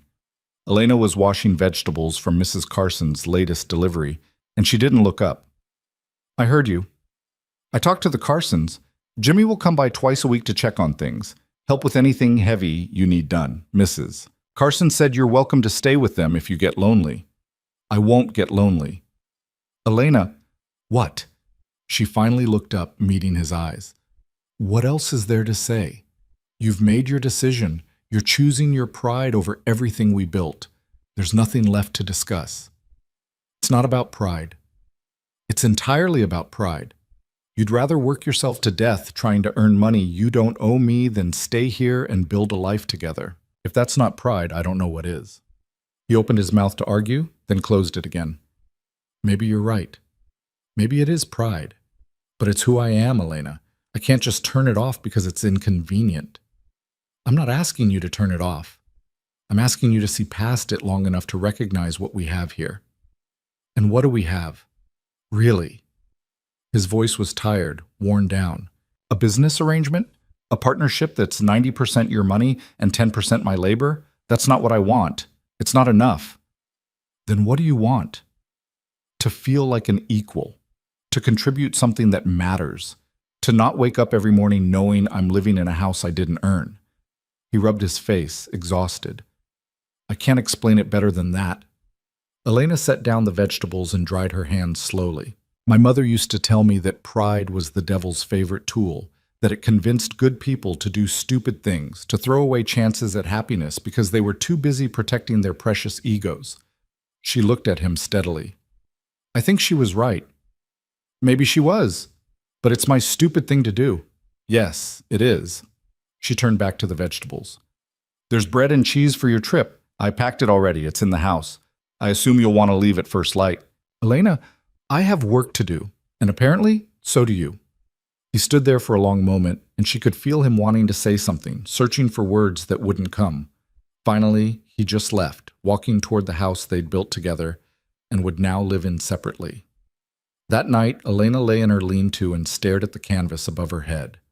The house was finished enough to move into, had been for days, but neither of them had suggested it. Maybe they'd both known, on some level, that they wouldn't be moving in together. She thought about packing, about leaving before he did and saving herself the pain of watching him go. But that felt too much like running away, and Elena had never been a runner. If this partnership was ending, she'd face it head on, not slink away in the dark. Morning came gray and cold, the first real bite of winter in the air. Elena built up the fire and made coffee, her movements automatic. Rowan emerged from his shelter with a pack on his back and a bedroll tied to it. He'd saddled the horse, his horse now, bought with money he'd earned from odd jobs, one of the few things that was purely his. He accepted the coffee she handed him and the packet of food. They stood on opposite sides of the fire, the flames between them like everything else. I'll send money when I can, he said. Whatever I earn, I'll send it back. Keep it. Buy yourself decent food, a warm coat. I don't need your money. Elena, I mean it. I don't want you half-starving yourself on some cattle drive to pay back a debt I never asked for and don't want. His jaw tightened. Fine. But I'm still paying you back eventually. Do what you want. You will, anyway. They stood in silence, and Elena wondered if this was it. If this was how it ended, two people standing on opposite sides of a fire, unable to reach across the distance they'd created. Take care of yourself, Rowan said finally. You too. He mounted the horse, settling into the saddle. For a moment, she thought he might say something else, might change his mind, might realize what he was throwing away. But he just tipped his hat to her and turned the horse north. Elena watched him ride away, his figure getting smaller against the gray sky. She watched until he disappeared over the rise, until there was nothing left but empty land and the wind picking up. Then she turned to look at the house, their house, beautiful and finished and hollow.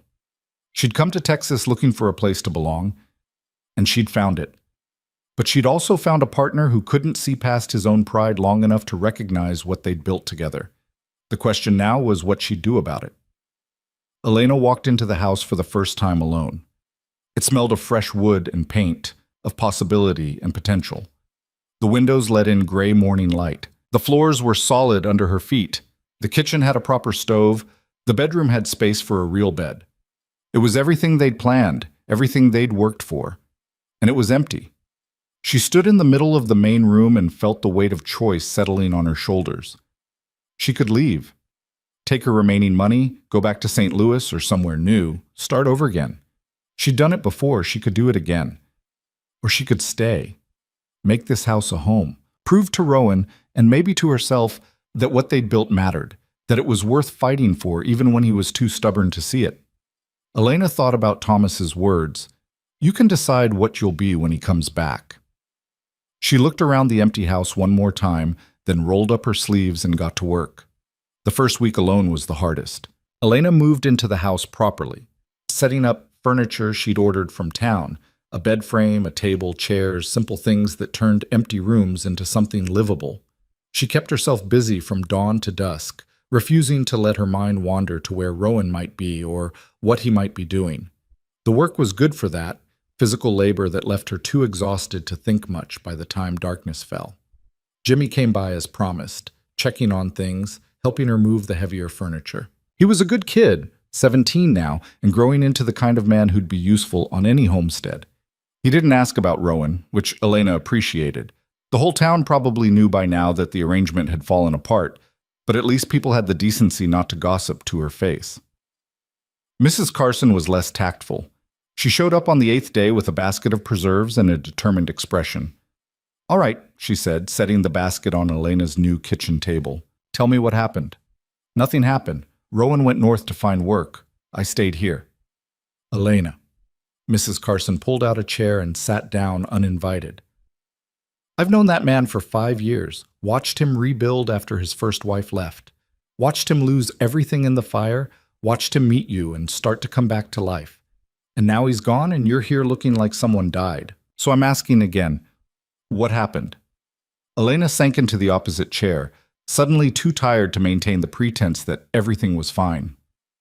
"He couldn't live with taking my money, couldn't stand feeling like he wasn't contributing equally, so he left to earn enough to pay me back, even though I never asked him to and don't want him to."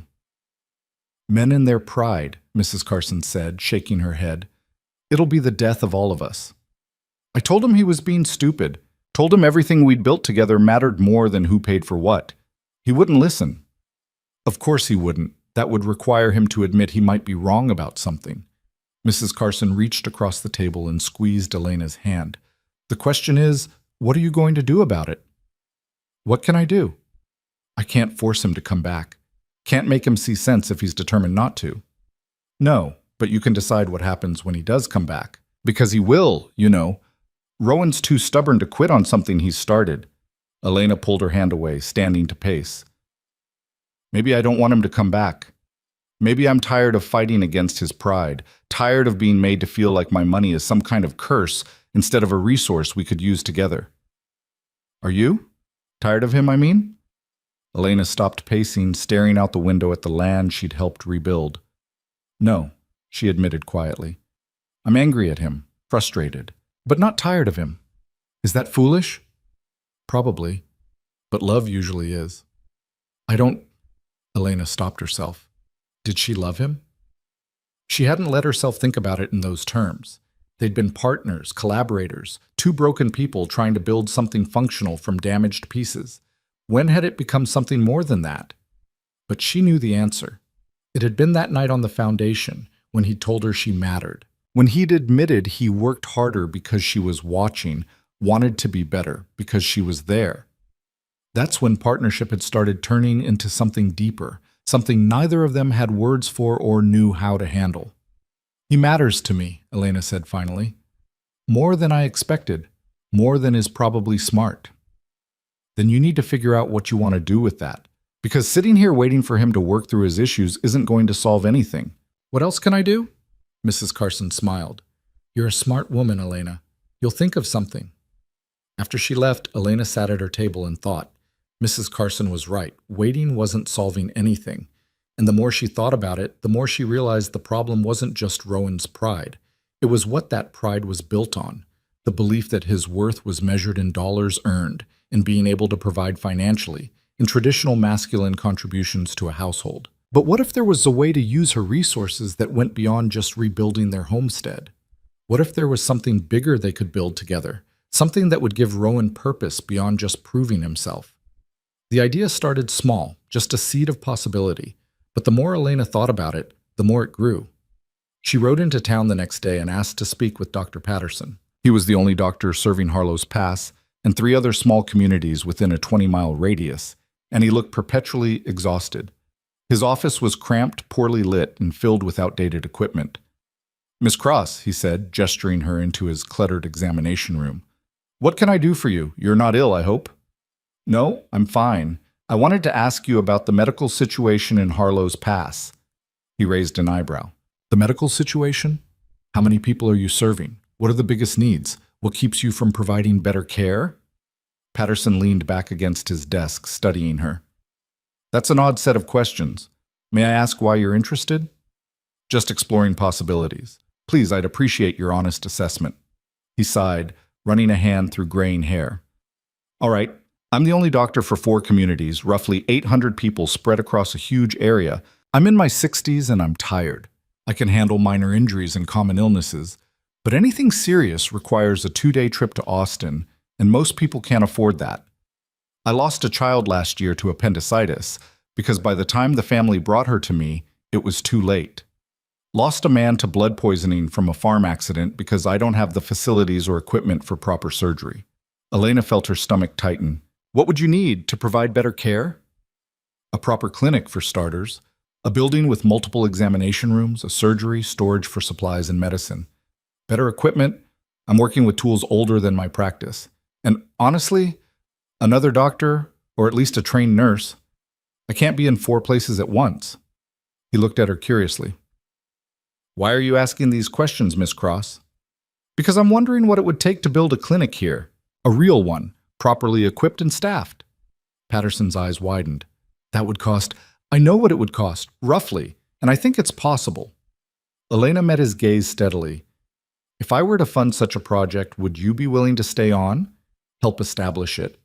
Train any additional staff we could bring in?" "Are you serious?" "Completely." He stared at her for a long moment, then slowly smiled. "Miss Cross, if you're serious about this, then yes. Absolutely yes. It would be the capstone of my career, and it would save lives. Literally save lives."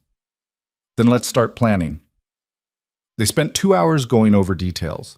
Patterson sketched out what a proper clinic would look like, what equipment would be essential versus ideal, what kind of staff they'd need.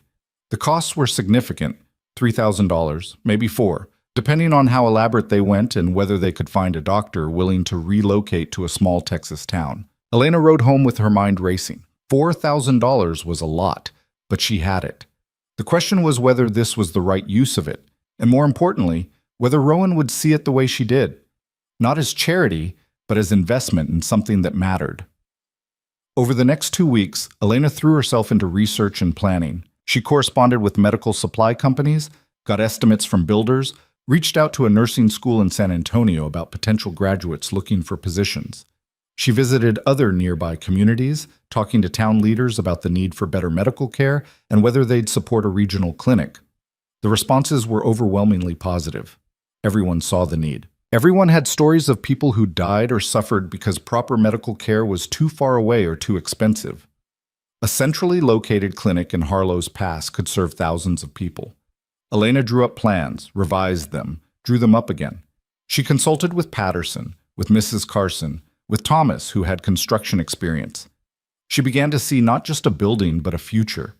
Something that would outlast her and Rowan, something that would matter long after they were gone. And maybe, just maybe, something that would show Rowan that money wasn't the enemy, that resources could be used to build things that mattered, that made a real difference in people's lives. That contribution didn't have to be measured in personal sacrifice and sweat equity alone. A month after Rowan left, Elena received her first letter from him. It was brief, written on cheap paper in his careful handwriting. "Elena, I found work on a ranch near Amarillo. The pay is decent and the work is hard. I'm doing fine. I hope you're well and that the house is treating you right. I think about what we built often. I hope you don't regret staying. Rowan." She read it 3 times, looking for something between the lines, some hint that he missed her or regretted leaving. But it was just facts, just information. No emotion, no vulnerability. Classic Rowan, locked behind his walls again. She wrote back, equally brief. "Rowan, I'm glad you found work. The house is fine. I've been keeping busy with a project of my own. The homestead is in good shape. Jimmy helps when needed. Take care of yourself. Elena. She didn't mention the clinic, not yet. The conversation needed to happen face to face. Winter settled in properly in December. Elena had the house weatherproofed and warm, with a good supply of firewood and provisions. She spent her days working on clinic plans and her evenings reading by lamplight, the silence of the house both peaceful and lonely. Mrs. Carson invited her for Christmas dinner, and Elena accepted, grateful for the company. The Carson house was full of noise and warmth, 3 generations gathered around a table that groaned with food. Elena found herself relaxing, laughing at Jimmy's stories, enjoying the simple pleasure of being part of a family celebration, even if it wasn't her own family. "Any word from Rowan?" Mr. Carson asked during dessert. "A letter last month. He's working a ranch near Amarillo." "That's hard country in winter. Hard work, too." "He's used to hard work." Mr. Carson nodded, not pushing further. But later, when Elena was helping Mrs. Carson with dishes, the older woman said quietly, "You miss him." It wasn't a question. Elena didn't bother denying it. "Yes." "Have you told him about your clinic idea?" "Not yet. I want to have everything planned out first. Want to show him it's not just some whim, but something real and important." "And you think that'll change his mind? Make him see your money differently?" "I don't know, but I have to try."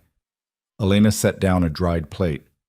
"I can't just sit around waiting for him to decide he's earned enough or proven enough or whatever metric he's using to measure his worth.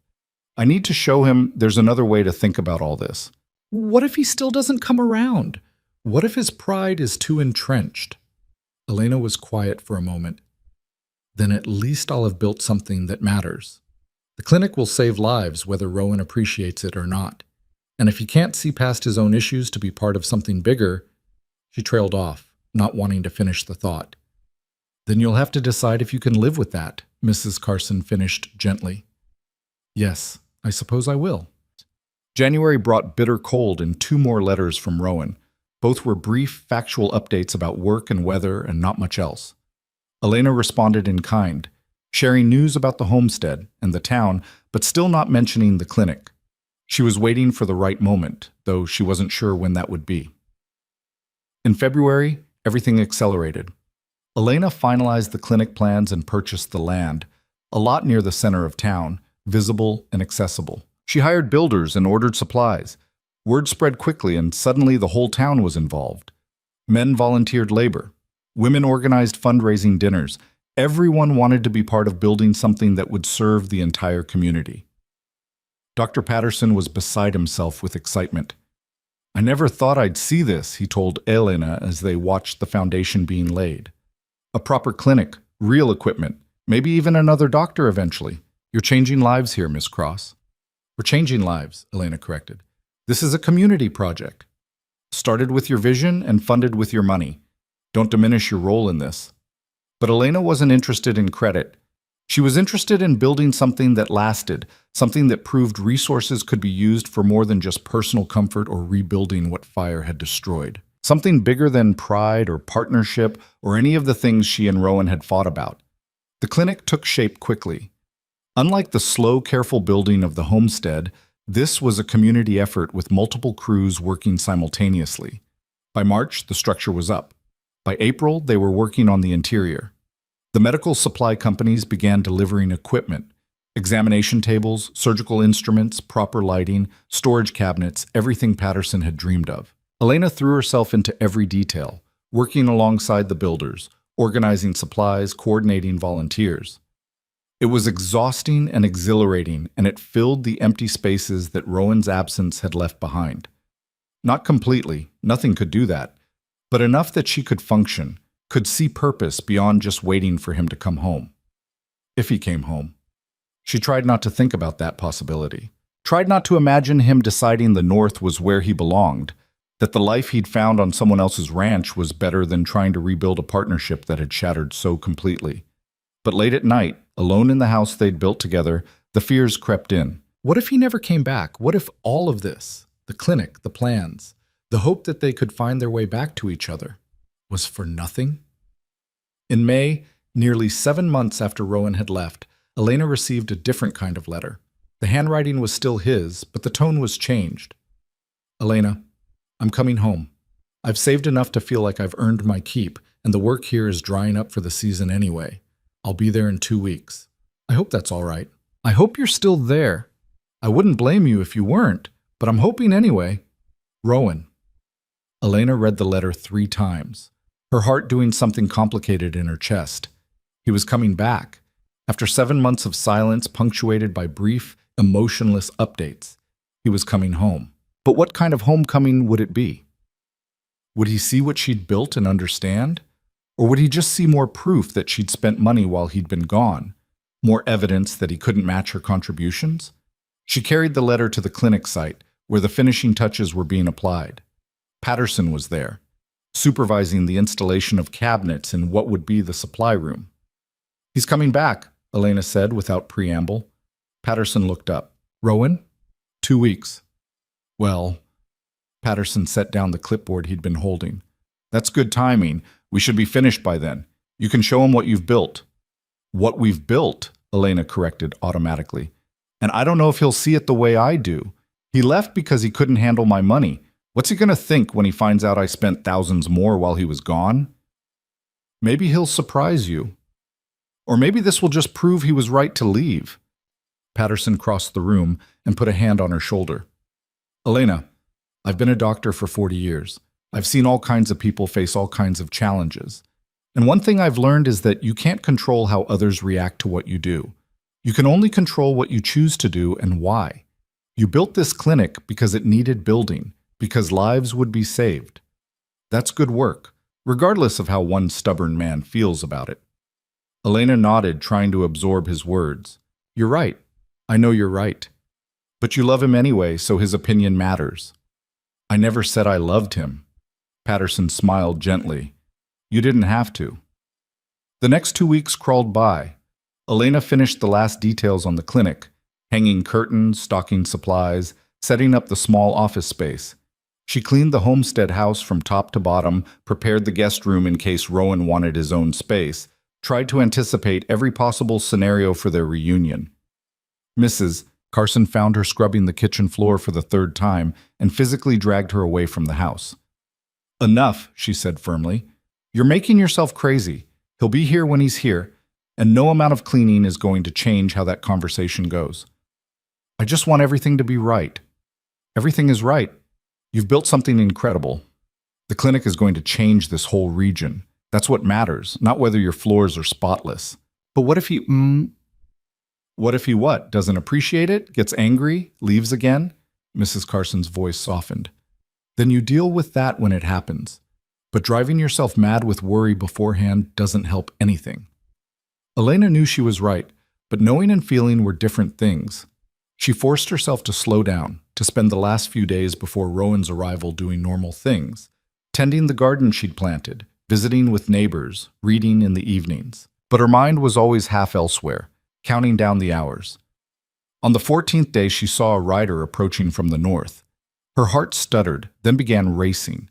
She was in the garden, dirt on her hands and her hair escaping its pins, and she almost ran inside to make herself presentable. But she stopped herself.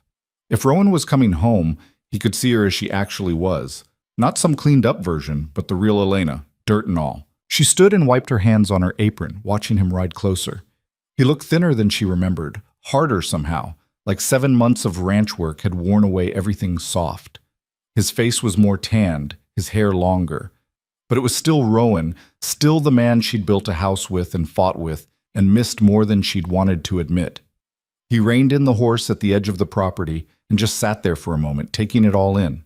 The house looked good. She'd kept it maintained, painted the trim, planted flowers around the foundation. The barn was finished now too, something she'd worked on with Jimmy's help over the winter. The fields were planted, green shoots promising a good harvest. Finally, he dismounted and walked toward her. She stayed where she was, letting him come to her, her heart pounding so hard she was sure he could hear it. "Hello, Elena," he said when he was close enough. "Hello, Rowan." They stood there 3 feet apart, and the silence stretched between them. There was so much to say and no idea where to start. "The place looks good," he finally said. You've been taking care of it. That was the plan. The barn's finished. When did that happen? January. Jimmy helped. He nodded slowly, his eyes roaming over the property. You did all this yourself? With help. Thomas came by sometimes. The Carsons, other neighbors. People were kind. And you stayed. All this time you stayed. Where else would I go? This is my home. Something flickered across his face at that. Pain or regret or maybe hope. I wasn't sure you'd still be here. I almost wasn't, Elena admitted.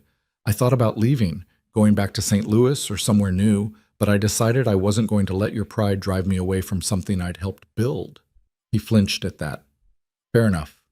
I deserve that. You deserve a lot more than that, but I'm trying to be civil. Elena. He took a step closer. I'm sorry.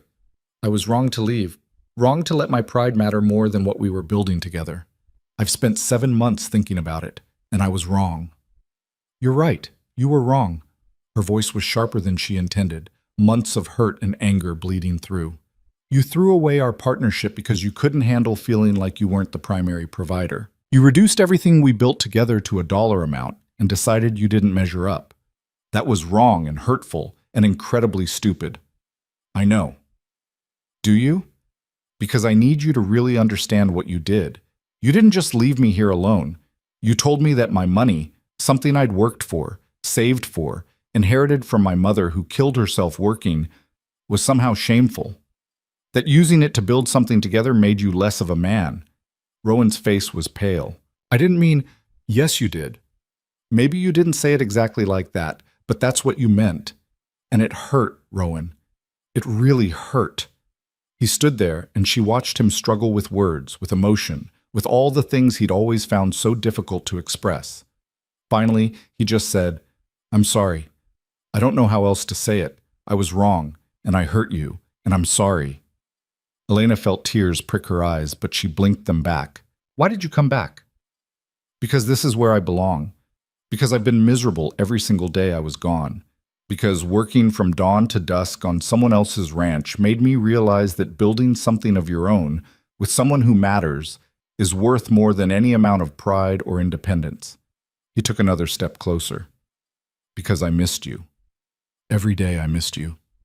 The words broke something open in her chest. I missed you too. Even when I was angry at you, even when I wanted to never see you again, I still missed you. Elena, I brought money. Not enough to pay you back for everything, but a start. Nearly $600. It's yours to put toward what you've spent. I don't want it. But, Rowan, listen to me.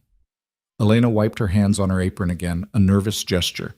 I need to show you something, and then we need to have a real conversation about all of this. About money and partnership and what we're actually building here. He looked confused, but nodded. All right. What do you need to show me? Come on. She led him to the wagon, and they rode into town in silence. Rowan kept glancing at her, clearly wanting to ask questions, but respecting her request to wait. When they got to Harlo's Pass and she directed him toward the clinic site, his confusion deepened. What is this? He asked as they pulled up in front of the completed building. This is the Harlo's Pass Medical Clinic. It opened last week. Elena climbed down from the wagon. Come inside. She led him through the front door into the waiting room, clean and bright, with chairs for patients and a desk for a receptionist. Then into the examination rooms, each equipped with proper tables and equipment. The surgical room with its specialized tools and excellent lighting. The supply room stocked with medicine and bandages and everything a doctor might need. Patterson's office, and beyond it, living quarters for when he needed to stay overnight for emergencies. Rowan walked through it all in silence, his face unreadable. When they'd seen everything, they ended up back in the waiting room. He stood in the middle of the space, just looking around. You built this, he said finally. While I was gone, you built an entire medical clinic. Yes. How much did it cost? About $4,000, all told, plus donated labor from the community. He turned to look at her, and she couldn't read his expression. $4,000. It's going to save lives, Rowan. Already has.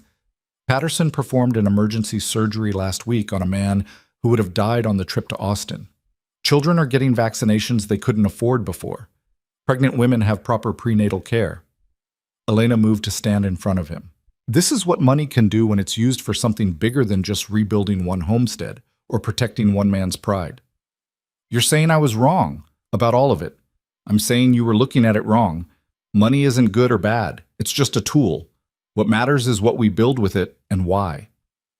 Rowan sank into one of the waiting room chairs, and she saw how tired he was, bone-deep exhaustion that went beyond physical labor. I don't know what to say. You could start by telling me if you understand what I'm trying to show you. He was quiet for a long moment. Then, I spent 7 months breaking my back on someone else's land, trying to earn enough money to feel like I was worth something, trying to prove I could contribute. And in that same time, you built something that's going to matter for decades. That's going to help hundreds, maybe thousands of people. He looked up at her. I was an idiot. Yes, you were. I reduced everything to pride and ego and my own wounded sense of worth, and I missed the bigger picture completely. Yes, you did. Is there any chance you can forgive me? Elena looked at this man, scarred and tired, and finally seen past his own walls. I don't know, she said honestly. You really hurt me, Rowan, and I need to know it won't happen again. That the next time things get hard or complicated or you feel like you're not measuring up, you won't just run away. I won't. I swear, I won't. How can I trust that? He stood, moving to face her. Because I've learned something these past 7 months. Being alone, working myself to exhaustion, earning money, none of it made me feel worth a damn. But being here with you, building something together, that made me feel like I mattered. And I'm not stupid enough to throw that away twice. Elena wanted to believe him. Wanted to let go of the hurt and anger and fear and just fall back into partnership with him. But she couldn't quite bring herself to do it yet. I need time, she said. I need to see that you mean what you're saying, that you've really changed how you see all this. That's fair. He looked around the clinic again. Can I ask you something? Of course. Why the clinic? Why this specifically? Elena thought about how to answer that. Because I was sitting in that house we built, angry and hurt, and trying to figure out what I was doing with my life. And I realized that if you couldn't see past your pride to appreciate what we'd made, then maybe I needed to build something so undeniably good that even you couldn't argue with it.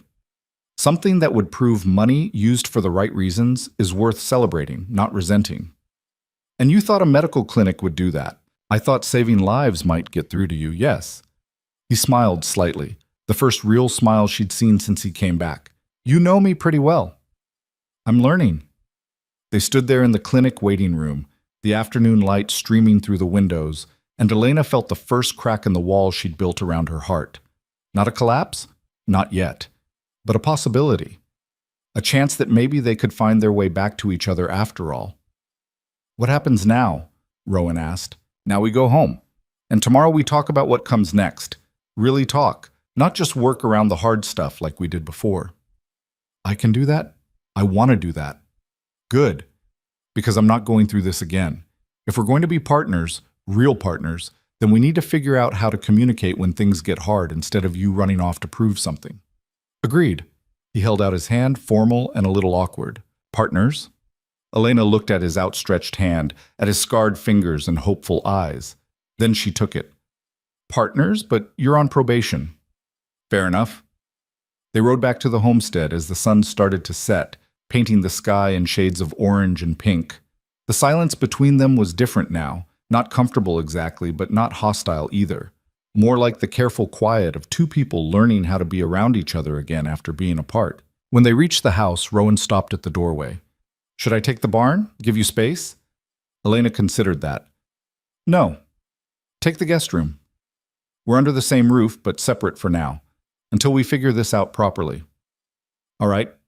She showed him to the room she'd prepared, and he looked around at the simple furniture, the clean sheets, the small touches that made it more than just a spare space. You kept a room ready for me, he said quietly. I hoped you'd come back. Even when I was furious at you, I hoped. He set his pack down and turned to face her. I'll do better, Elena. I promise. I'll work on the pride and the stubbornness and all of it. I want this to work. So do I. But wanting isn't enough. We have to actually do the work. I know. He paused. Thank you. for not giving up on me, on us. Elena nodded, not quite trusting her voice. She left him to settle in and went to her own room, closing the door behind her. She sat on the edge of her bed and let out a long, shaky breath. He was home. He'd apologized. He'd seen the clinic and understood, at least partially, what she'd been trying to show him. It was a start. Not a solution, not a happy ending, but a start. And maybe, just maybe, it would be enough. Morning came with the sound of Rowan moving around in the kitchen. Elena woke slowly, disoriented for a moment by the unfamiliar sounds in her house. Then she remembered. He was back. They were under the same roof again, though nothing was settled, nothing was certain. She dressed and went downstairs to find him making coffee, his movements careful in a space he'd helped build but never really lived in. He turned when he heard her, and the uncertainty on his face was so unlike him that it made her chest ache. "Morning," he said. "I hope it's all right that I started breakfast. I didn't want to presume, but I figured we both needed to eat." "It's fine." Elena moved to the stove where eggs were frying in a pan. "You remember where everything is?" "Some things. Had to search for the coffee." They worked around each other in the kitchen, not quite synchronized but not entirely awkward either. When they sat down to eat, the silence felt heavy with everything they needed to talk about. "So," Rowan said finally, setting down his fork, "you said we needed to talk. Really talk." Elena nodded. "We do. Because I need to understand what changed. 7 months ago, you couldn't live with taking my money. Yesterday, you saw I spent 4,000 more, and you didn't walk away. What's different?" He was quiet for a moment, choosing his words carefully. "I think it was about the 3rd month up north. I was working alongside this older man, Charlie. He'd been ranching his whole life, built up a decent spread, then lost it all in a drought 5 years back. He was working for wages just like me, starting over from nothing. What happened? One night around the campfire, he was talking about his place, how he'd built it with his own hands, every fence post, every barn beam, how he'd been so proud that he'd done it all himself, never borrowed money, never asked for help. And then the drought came, and he watched everything die because he was too stubborn to ask his neighbors for help with water rights, too proud to take a loan that could have saved his herd." Rowan met her eyes. He said pride kept him warm at night now, in his bedroll under someone else's sky. Said it was poor company. Elena felt something shift in her chest. "And that made you think about us?" "That made me realize I was doing the same thing, choosing pride over partnership, choosing to prove something to myself instead of building something with you." He pushed his eggs around his plate. "I spent 7 months working myself half to death to earn $600. In that same time, you built a clinic that's going to help thousands of people. The math isn't even close, Elena. My pride kept me from seeing what actually matters, which is what we build, what we create, what we leave behind." He looked up at her. "I was measuring worth in dollars earned through physical labor, but that's not the only way to contribute. It's not even the best way necessarily. Your money, used right, does more good than my bruised knuckles and aching back ever could." Elena set down her coffee cup carefully. "I need you to understand something. I don't think your work has no value. The house we built together, the fields you planted and tended, the knowledge you have about this land, that matters. That's real contribution, but it's not the only contribution. We both bring things to this partnership, and they don't have to be equal in dollar amounts to be equally valuable. I know that now, I do, but it's hard for me, Elena. I was raised to believe a man provides financially, that anything less makes him less than a man. Unlearning that," he shook his head, "it's going to take work. I'm going to have moments where the old thinking comes back, where I feel inadequate or defensive. I can't promise I'll be perfect about it. I don't need perfect, I need honest. When you're struggling with something, tell me instead of letting it build up until you explode or run away. Can you do that?" "I can try. I want to try." They finished breakfast in silence, then cleared the table together.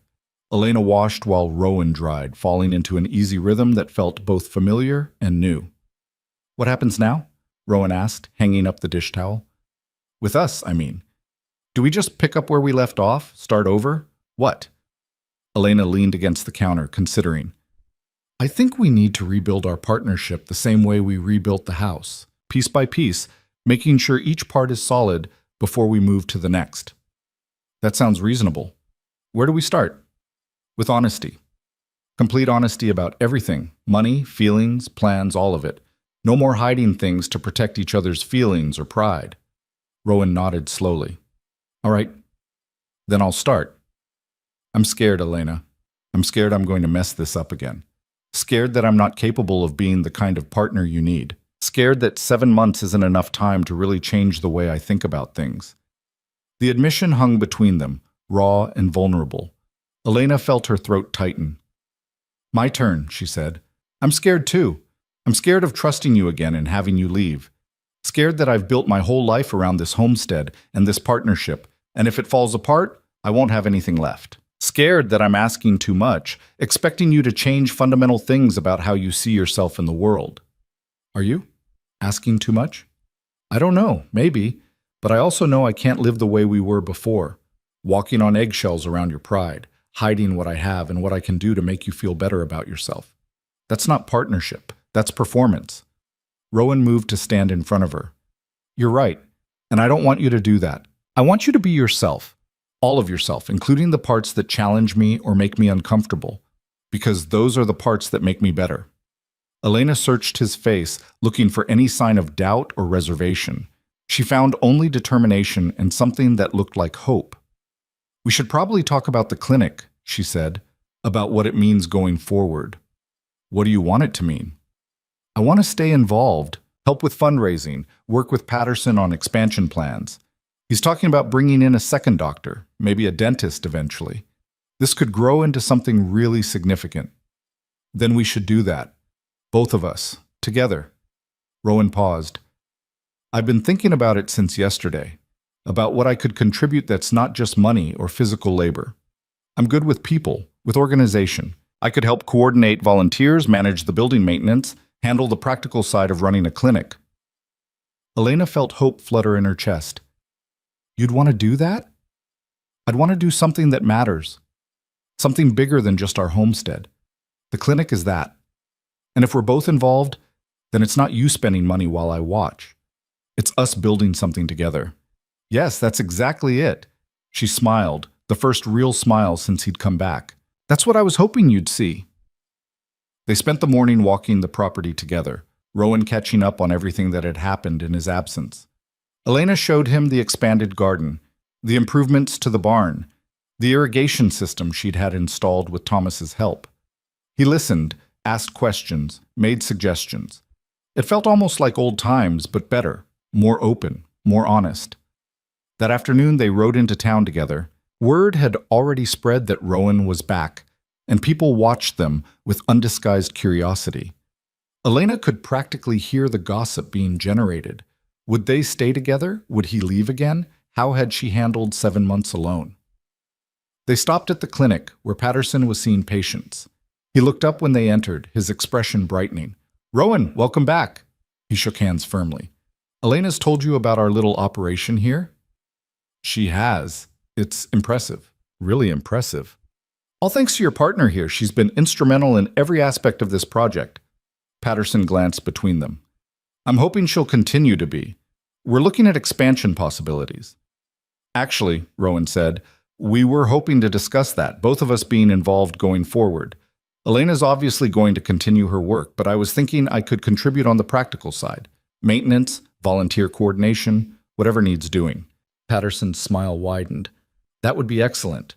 We're already struggling to keep up with demand, and having someone to handle the logistics would be a tremendous help. Can you start right away? Soon as you need me. They spent an hour discussing plans and possibilities. Patterson introduced them to Sarah Whitmore, a young nurse who'd recently graduated and relocated from San Antonio to work at the clinic. She was sharp and capable, and she and Elena fell into easy conversation about medical supply logistics. Walking back through town afterward, Elena noticed Rowan was quieter than usual. What are you thinking? She asked. That I missed a lot while I was gone. The clinic, the connections you built, the life you created here. It's impressive, Elena. You didn't just survive, you thrived. I was angry. Angry energy had to go somewhere productive.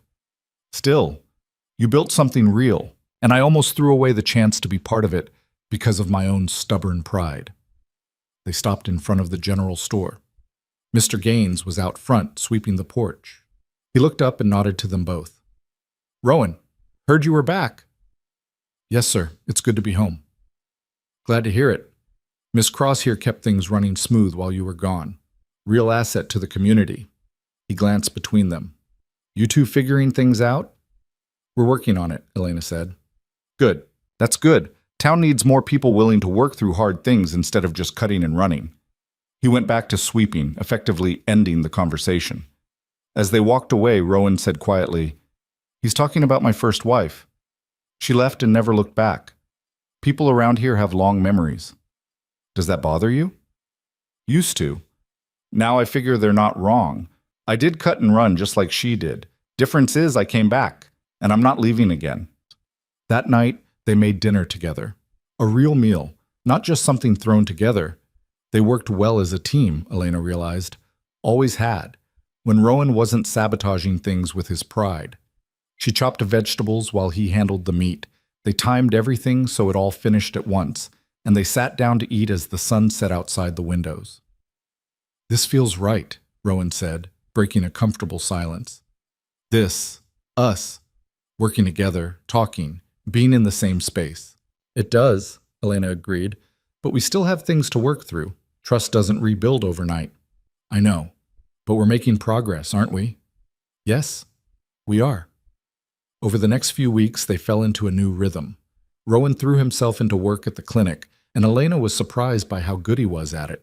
He organized the volunteer schedule with military precision, handled building maintenance issues before they became problems, and somehow managed to charm donations out of people who'd never given before. He was good with people when he let himself be, she realized. All those years of keeping everyone at arm's length had hidden a natural leadership ability. They worked on the homestead too, of course. The fields needed tending. Animals needed care. The house needed the small, constant attention that any building requires. But now there was balance. Homestead work and clinic work, personal goals and community involvement. They were building something bigger than just their own survival. One evening in late June, they sat on the porch watching fireflies dance in the growing darkness. They developed a habit of ending each day like this, talking about what had happened and what needed doing tomorrow. Sometimes the conversations were deep, sometimes just practical. Tonight felt like it might be deep. "Can I ask you something?" Rowan said. "Of course. When I left, when everything fell apart, did you ever think about just cutting your losses? Finding someone else? Starting over somewhere new?" Elena considered lying, giving him the easy answer, but they'd promised honesty. "Yes, several times, especially in the first few weeks. I'd think about going to California, or maybe back east, starting completely fresh somewhere nobody knew me." "Why didn't you?" "Because this place matters to me.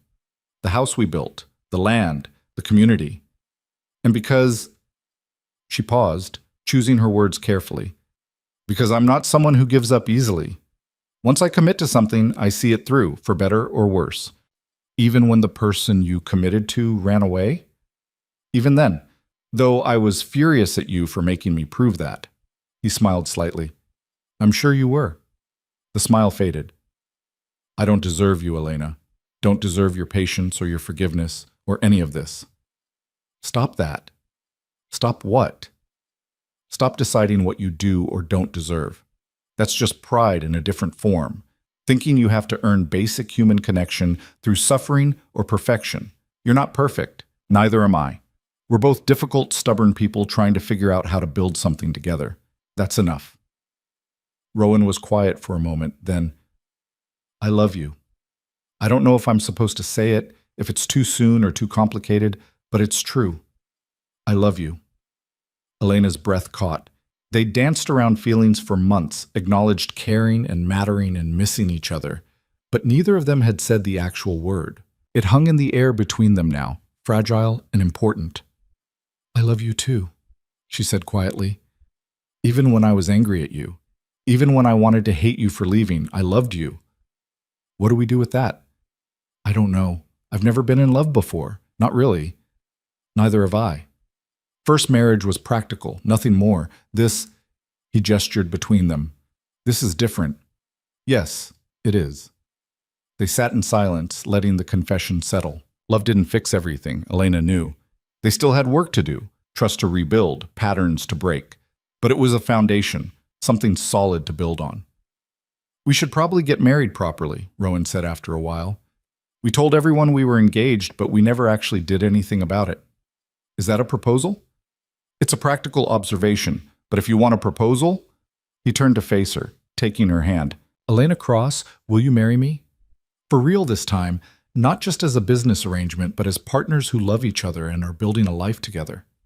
Elena felt tears prick her eyes. Yes, but I have conditions. He laughed softly. Of course you do. We write new vows, not the traditional ones, but something that actually reflects who we are and what we're building. And we don't do a big ceremony, just small, family and close friends. I can live with that. Any other conditions? You promise, really promise, that the next time things get hard or you start feeling inadequate, you talk to me instead of running away. I promise. And you promise to tell me when I'm being an idiot about pride before I do something stupid like leave for 7 months. Deal. She squeezed his hand. When should we do this? Soon. I don't want to wait anymore. Feels like we've waited long enough. They planned the wedding for mid-July, just 6 weeks away. Mrs. Carson was thrilled when they told her, immediately taking charge of organizing food and coordinating with the few people they wanted to invite. It would be at the Homestead, she declared, in the yard between the house and barn, simple and beautiful and perfect. The clinic held a small celebration when news spread of their engagement. Patients and volunteers congratulated them. Patterson made a speech about partnership and commitment, and Sarah Whitmore presented them with a hand-stitched quilt she'd somehow found time to make. It was chaotic and warm and everything Elena hadn't known she wanted. That night, as they cleaned up the clinic after the celebration, Rowan said, You know what's strange? I spent my whole life thinking I needed to do everything alone, prove I could survive without help. And now, surrounded by all these people who care about us, working on projects that involve the whole community. This feels better than anything I've done alone ever did. That's called being human, Elena said. We're not meant to be isolated. We're better together. Took me long enough to figure that out. Better late than never. They spent the weeks before the wedding finishing projects around the homestead and the clinic. Rowan built a small addition to the clinic for storage, working alongside Thomas and Jimmy. Elena worked with Patterson on hiring another nurse and ordering additional equipment. Together they painted the trim on their house and planted more flowers in the garden. The night before the wedding, they honored an old tradition and stayed in separate houses. Elena at the Homestead, Rowan at the Carsons. Mrs. Carson had insisted, saying even a practical couple deserved some romance. Elena lay in bed alone and thought about the journey that had brought her here. The burned homestead, the months of rebuilding, Rowan's departure, the clinic, his return. All of it had led to tomorrow. She wasn't nervous, she realized. She was certain. This was right. Not perfect, never perfect, but right. The wedding day dawned clear and warm. Mrs. Carson and her daughters descended on the homestead at dawn, setting up tables and chairs, stringing flowers, creating something beautiful from simple materials. Elena dressed in a new dress she'd had made, simple and practical but elegant in its way, cream-colored with embroidery at the collar and cuffs. The guests arrived by mid-morning. Thomas and his wife, Jimmy and his siblings, Mr. Gaines from the general store, Patterson and Sarah from the clinic, other neighbors who'd helped rebuild the homestead or supported the clinic. Maybe 30 people total, all of them invested in Elena and Rowan's success. Rowan arrived last, riding up on his horse wearing a new shirt and looking nervous in a way Elena found endearing. He dismounted and came to stand beside her, and they faced Patterson, who'd agreed to officiate. "We're gathered here," Patterson said, "to witness something remarkable. Two people who found each other in the worst circumstances, who built something from nothing, who fell apart and came back together. That's not a fairy tale, that's real life, that's the hard work of commitment." Elena had written their vows, and Rowan read his first, his voice steady, despite the emotion behind it. "Elena, I promise to see you clearly, all of you, not just the parts that are easy or comfortable. I promise to talk instead of running, to trust instead of defending, to build with you instead of trying to prove I can do it alone. I promise to love you not just in the good times, but in the hard times too. And I promise that this homestead, this life, this future, it's ours, built together, equal partners in everything that matters. Elena's voice trembled slightly as she read hers. Rowan, I promise to challenge you when you need it and support you always. I promise to use whatever resources I have to build things that matter and to include you in that building. I promise to see your worth not in what you earn or what you can physically do, but in who you are and how you stand beside me. I promise to love you stubbornly, even when you're being difficult, because we're both difficult, and that's part of why this works. Patterson smiled. Do you both commit to this partnership, this marriage, this life together? I do, they said in unison. Then by the authority invested in me by the state of Texas, and by this community that supports you, I pronounce you married. You may kiss your wife, Rowan. He did, gentle and careful, like something precious. The guests cheered, and someone started playing a fiddle, and the celebration began. They ate food prepared by the whole community, roasted meat, fresh bread, vegetables from everyone's gardens, pies and cakes in abundance. They danced in the yard as the sun set, Elena's hand in Rowan's, both of them laughing when they stumbled because neither was particularly graceful. They talked with guests, accepted congratulations, felt the warmth of community support wrapping around them like a blanket. As the party wound down and guests started heading home, Mrs. Carson pulled Elena aside. You did good, child. Both of you did good. Thank you for everything. You've been like family, I hope, because that's what you are to us now. After everyone left, Elena and Rowan stood in the yard surveying the aftermath. Tables to be put away, dishes to be washed, general cleanup. But that could wait until morning. Come on, Rowan said, taking her hand. Let's go inside, our house, our home. They walked through the door together, and this time it felt different. Not just a building they'd constructed, but a home they'd created together. A foundation they'd poured with sweat and stubbornness, and eventually love. That night, lying in bed together for the first time, Elena said, We're going to fight sometimes. We're both too stubborn not to. I know, Rowan replied, his arm around her. But we'll figure it out. We're good at that. Are we? We made it this far, didn't we? Through fire and pride and 7 months apart. If we can survive all that, we can survive disagreements over crop rotation or clinic expansion plans. Elena laughed. That's a very practical view of marriage. We're practical people. Yes, we are. They fell asleep like that, wrapped around each other, the house solid around them, and the future spreading out full of possibility. The years that followed weren't easy, but they were good. The clinic expanded twice, eventually adding a second doctor and a dentist, just as Patterson had dreamed. Rowan became the clinic's operations manager, handling everything from building maintenance to volunteer coordination to supply ordering. Elena continued her fundraising work and eventually started a scholarship fund for young people from the area who wanted to pursue medical training. The homestead thrived too. They added acreage, diversified crops, built a second barn. They hired help during busy seasons, paying fair wages and treating workers with respect. The property that had been a burned-out ruin became one of the most productive in the region. Their partnership wasn't always smooth. Rowan had moments when old insecurities surfaced, when he struggled with accepting help or felt diminished by Elena's resources. But he'd learned to voice those feelings instead of letting them fester.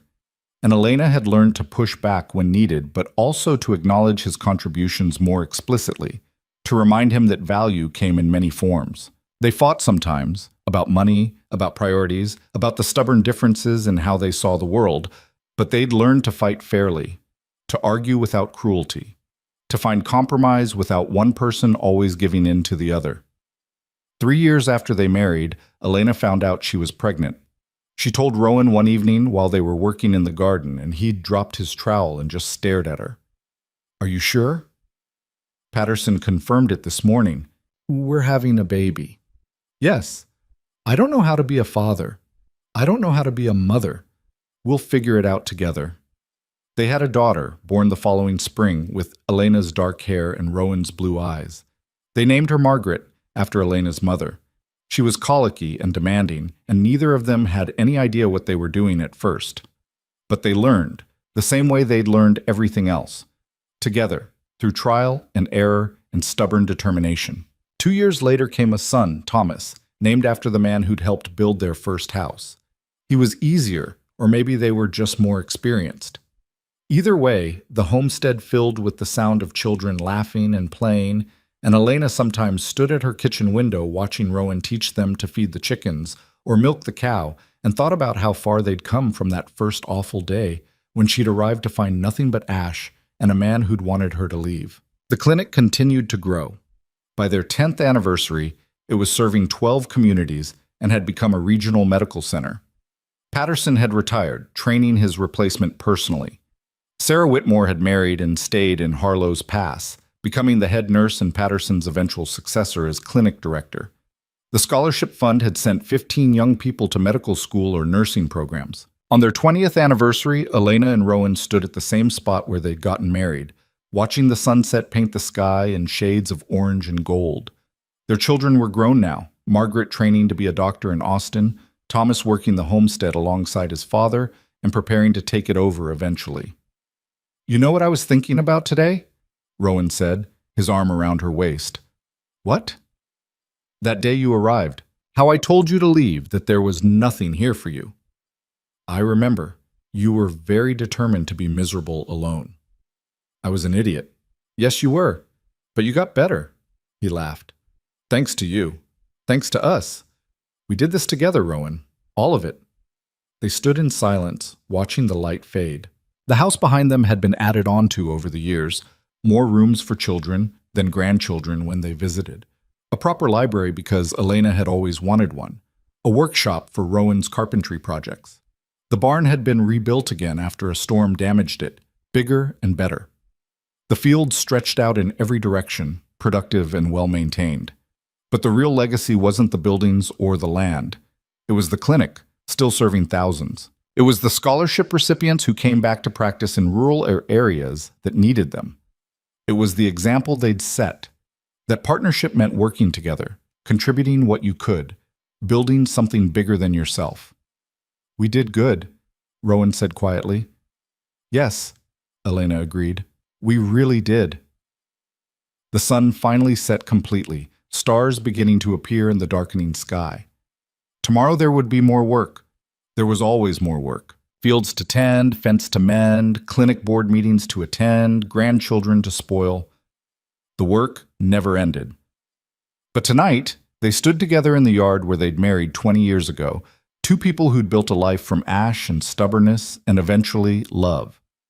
Two people who'd learned that worth wasn't measured in dollars earned or pride protected, but in what you built and who you built it with. The house stood solid behind them, lights glowing in the windows. Inside were photographs of children and grandchildren, of clinic groundbreakings and harvest celebrations, of a life well lived together. Outside were fields they'd planted and structures they'd built and a community they'd helped strengthen. From ruin, they'd created something that would outlast them both. A homestead that would pass to their children. A clinic that would serve generations. A partnership that had weathered pride and pain and separation and come out stronger on the other side. Elena leaned into Rowan's embrace, feeling his steady heartbeat, the warmth of his body, the solid presence of a man who'd learned to stand beside her instead of alone. He pressed a kiss to the top of her head, a gesture as natural now as breathing. "Ready to go in?" he asked. "In a minute. Let's stay here a little longer." So they did. Two people who'd found each other in the worst circumstances and chosen, every day since, to keep building something better. Not perfect, nothing ever was, but real and solid and true. And in the end, that was more than enough.